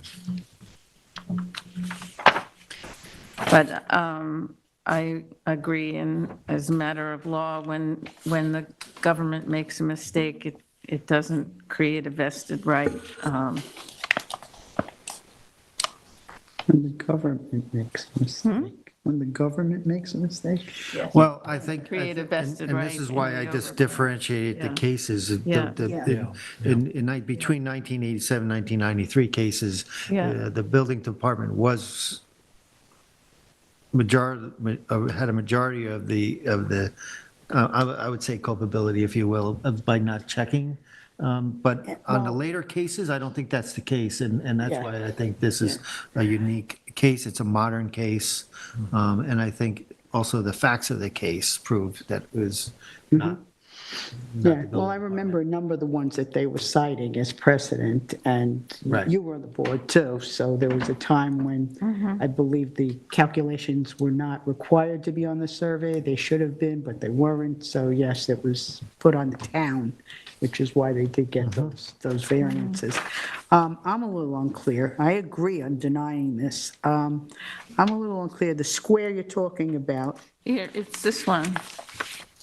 Well, okay, it's that little square there. That's correct. Okay. yeah, that's right. All right, because I have a sketch also that Tyler, the planner, had put out that would It's primarily all of increase it. So that little square is only Wanna pass that 1,600 square feet. that's a good question, Terry. And then the other areas are 900, 800, and 1,600. But I think the applicant made a case for, and I'll just say this, the applicant made a case for having some clearance around the structures. Yeah. And I think that's a reasonable request. And I think we should be able to grant that. Okay, so we're denying the 3,000 foot. What are we requiring them to do? I don't, Revegetate everything except for 5 feet around structures. okay, so and a it would 4-foot include walkway. all these areas. So we're actually getting to 3,300 square We're feet. getting very close to it, yes. Yes. Close to, we may not get it exactly. Okay. Okay, so we're talking more than just that square, though. You have a point there, yes. Yeah, okay. No, Per the sketch. That's a really good point. Yeah, you have a Sketch point there. that we received on January 10th, 2023. Keeping us honest. We're always honest. Yes. Okay, yes, I can agree to all of that. Okay, Yeah. council, we good? Good. All right, thank you. Maybe we have one more. Yeah, Russell Moss at 91 South Forest Street, Montauk, Suffolk, tax map number 300-28-9-23. The size and location is 24,665.39 square feet at 91 South Forest Street, Country Club Estates, Lot 20, Section 2, map number 5152, filed August 15, 1968, Montauk. The description is to construct a 56.25 square foot hot tub and to allow an air conditioning unit to remain within 100 foot of freshwater wetlands. A natural resources special permit pursuant to 255-420, and 2 variances are required of 41 feet and 39 feet pursuant to 255-430 of East Hampton Now Code to construct a hot tub 59 feet from freshwater wetlands to allow an air conditioning unit to remain 61 foot from freshwater wetlands and any other relief necessary. The zoning district is B residence, Zone X flood zone in the secret class. is type 2. Mine. Bill. Thank you, Mr. Chairman. The board will remember that the hearing for Moss was held on October 24th, 2023. The survey we initially worked from was July 21st, 2023, but subsequently we were given a survey of November 2nd, 2023. The applicant was represented by Sharon Bradley. Initially, there's a wire fence to be removed, and the applicant agreed that that was something they would immediately agree to. The issuance of overclearing was raised by the chair. They're allowed to have 16,032 square feet. The existing is 17,971 square feet. They're overcleared by 1,939 square feet. That comes into play a little later here. We left the record open and we received an updated survey on November 8th, 2023. On October 30th, we received an email from Natural Resources certifying that the parcel is pre-existing non-conforming, allowing for 100% clearing. That was important because that was brought up about exactly what are they responsible for relative to the numbers I just quoted about the amount cleared on the site and not cleared. This was a situation where they had an existing location for a hot tub and the air conditioning unit. They wanted to leave them there. They were willing to move a fence line around. We had an extended conversation about whether or not the applicant would consider reducing the size of the hot tub to make it 6 foot by 6 foot, no longer qualifying as a pool by town code. They chose not to in the survey that we got on November 8th. They chose not to, but they did add a fence around that tight to the hot tub that would allow it to be then enclosed legally with a gate on I guess that's the north side. I didn't have there was also wetlands here to the east and the southeast of the property. There wasn't much opportunity for additional vegetation there because we noted that the vegetation in that corner closest to the wetlands extended right up almost directly to the house, up against the deck near the entry to the house. But there is an opportunity. There are wetlands across the street on South Fox, and there is an opportunity to provide some vegetation.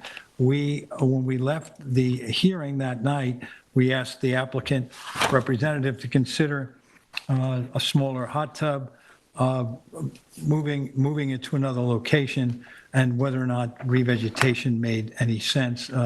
They agreed to that, but what we got back was merely a fence around the 7 foot by 7 foot and a 7.5 foot by 7.5 foot hot tub. I would suggest that I haven't got a problem approving this, and although they're not required to get an NRSP, I think that we're in a position to ask for additional vegetation in the southwest corner of the property. I would say that I can approve this if we can get, I don't know how to handle this, Mr. Chair, but we should have some additional vegetation offered by the applicant here, condition it in the southwest corner of here. There's something that can be done. Again, based on the note that we did receive from Natural Resources, this was pre-existing non-conforming. But I do think with the NRSP and the sensitivity of the area, it's not a big ask for us. So I would approve this with the condition that additional vegetation be added to the southwest corner of the property. Is that something we can? All right, we'll probably, well, I think we're going to have to try to define the area, but I have a suggestion. Go ahead, Karen. Well, no, we okay. can go and then, Well, sounds loud all of a sudden. Yeah, so there's a couple of things with the keeping of the 7.5 foot by 7.5 foot hot tub, yes, the fencing that they've come back with is immediately around that. They do still they're going to still remove, according to the survey, the other fencing, the deer fencing. I think at the hearing, the overclearing is 1939. However, we did get the letter from Natural Resources, but I was going to suggest about a 1,200-foot buffer between the hot tub and the wetland. Then, did you say northeast or northwest? Or did I hear both? When I It's said Kind of southwest. south. Southwest is what I said. yeah. Southwest and going across toward the east, where Well, there's that's already, between the hot tub and the wetland that we're trying to protect. there's already a 20-foot buffer strip, so I was thinking you could just draw that buffer strip around the corner. If that makes sense. Buffer strip on that side? I The don't, buffer strip on the South side? Forest Street, if you just continued the 20-foot buffer strip you have it to upside down. South Fox Street. huh? Yeah, well, I'm looking south, yeah. Yes. Yeah. If you just Yeah. went like, Well, I'm not sure I see a nexus for a buffer on the South Fox Street. What I was looking to protect was the area between that hot tub and the wetlands. And Well, the I wetlands are believe during the located, hearing, you came at the wetlands are on the southeast, yeah. right? And there's wetlands across the street. across the street in the southwest, and that's what Yeah, I'm I saying. know, but they I are agree with across that, Terry. All I'm saying is that we can't add any vegetation right now to the east because that vegetation exists all right up against the I building. disagree with that. Per the email that we got from Natural Resources, it said they're cleared, pre-existing, 100% pre-existing non-conforming cleared. However, if there is an NRSP required, that can change.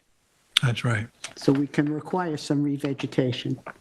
That's right. I'm agreeing with that. Yeah. That's what I Oh, suggested. okay. I'm just talking about the location of it, the location of it. Well, I would want to see that revegetation done between the hot tub and the wetland, to the southeast, which seemed, I have a problem giving the variance of 41, either 41 and 39, because there probably could be other locations possibly for the hot tub without protecting that wetland to the southeast. Well, That's where the grading seemed to be the most reason, prevalent to go yeah, to the, but the reason they wanted the hot tub where they had suggested I it know was where, for yeah. privacy. Yeah, I get that. That's what they wanted, yes. And I'm willing to approve that, but I'm looking for some revegetation in between the hot tub and the closest wetland on the southeast. That's all vegetated. Is there a way to describe the condition and leave it to the discretion of the planning department to work with them? Well, We have to tell them what we're looking for. I have some notes on it that we. So do you We want to must say have another 10 discussed feet? this a little bit about. You want to say another 10 feet on that clearing side?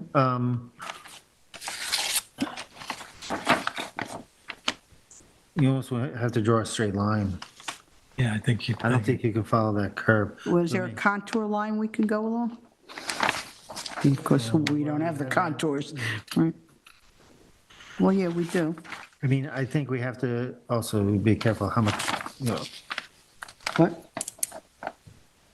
well, it has to be proportionate to the ask in my That's question. right. I'm So- not sure it's 130 feet is right. What is that contour line right there? You can't see that. It's hard to read. Okay, can we read it on there? Tyler, zoomed in. You want to zoom in? Find us a contour line. What's that say, 83 there? It says 83. This one's 83. Yeah, leave You that can there. read it on this one. So the deer fencing is at the edge of clearing. So would you, Earlier survey. That's the clearing edge. so why don't we say re-veg to the 83 contour, because that goes, shoots up there too, so I mean, So follow that along. Can you come down a little, show us where that ends up? Comes up. no, follow it the other way, because that's cleared, that's That's That's not uncleared. Yeah. So we're talking about from there, Tyler, where, yeah, from there, following, We make a line, something like this, yep, Yeah. and right there, like that. Yes, yep. okay. So how much is that? I can give you a rough idea. Yes, I know you can. If we specify that it's the 83 line, contour line, Up to the limit Yeah. of, up to the existing clearing. Yeah. for me personally, I'm the one who started it. I would be happy to see an effort to revegetate some as a mitigation for the fact that we're allowing everything else they basically asked for, which is a 7-foot, 7.5-foot by 7.5-foot hot tub in the location that they like it. And I don't think it's a lot to ask to do this revegetation.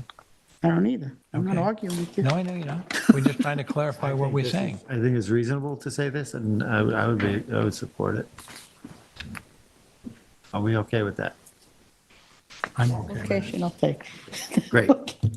Settled. We good with that? Thank you. The Fox Council, we Street good? side is flat. We make it confusing enough, Robert? Yeah, So what's the approximate number, Tyler? it'll be fine. Around 800. Around 800. Okay, we have a winner. Okay. Thank you. We have, in other decisions, we have Nevins Bennett LLC at 289 East Lake Drive in Montauk, Suffolk Tax Map number 300-13-1-6 and 26. Council, I think you should advise us on this. I mean, the public hearing was closed. They want you to reopen it. That would require the entire board to unanimously vote to, I don't really think there's any reason to reopen. I don't either. I think this decision has been made. I read your email, and it sounded like they, That one. I mean, Yeah. They want to reopen the hearing, but the decision is Did made. they and ask to the reopen only the thing, hearing the only or thing the pending is the record? resolution. Do they you have have your something email? they want to add or an Hearing's alternative or? closed either way. here, this is the request, okay.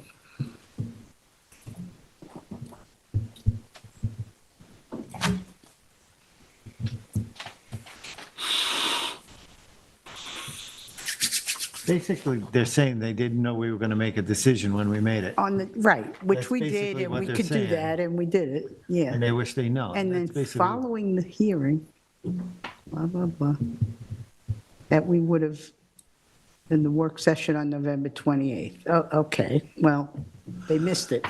But It's my feeling, we have to let process go here, and I think that, I think we should leave it as is.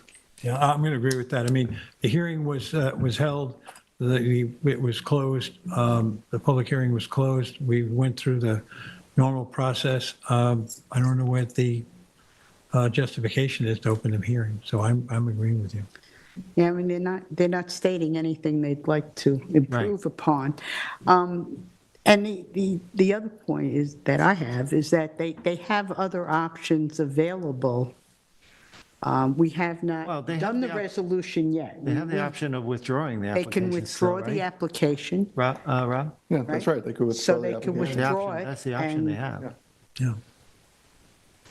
And they have that option Yeah. until we do. So we agree with that. I think we're in agreement. Yeah. Great. We have one resolution this evening, and that's Matthew, Whalen, Matthew, what? Draft minutes. Oh, we have draft minutes. Where? Oh, We don't. you know something? listed. It's not listed. Well, see, I knew that. I didn't check the minutes. Okay. Added it. All right, so we have the minutes of November 28th. 28, 2023. No, I didn't check the minutes. Okay, So well, if I table it table till that. next week. Till next week. Okay. Resolutions, we have Whalen, Matthew, and Lindsay at 32 Tyler Road in Montauk, Suffolk Tax Map number 300-68-12-5. This was in my area. This was a house on Tyler, which is over in the President's.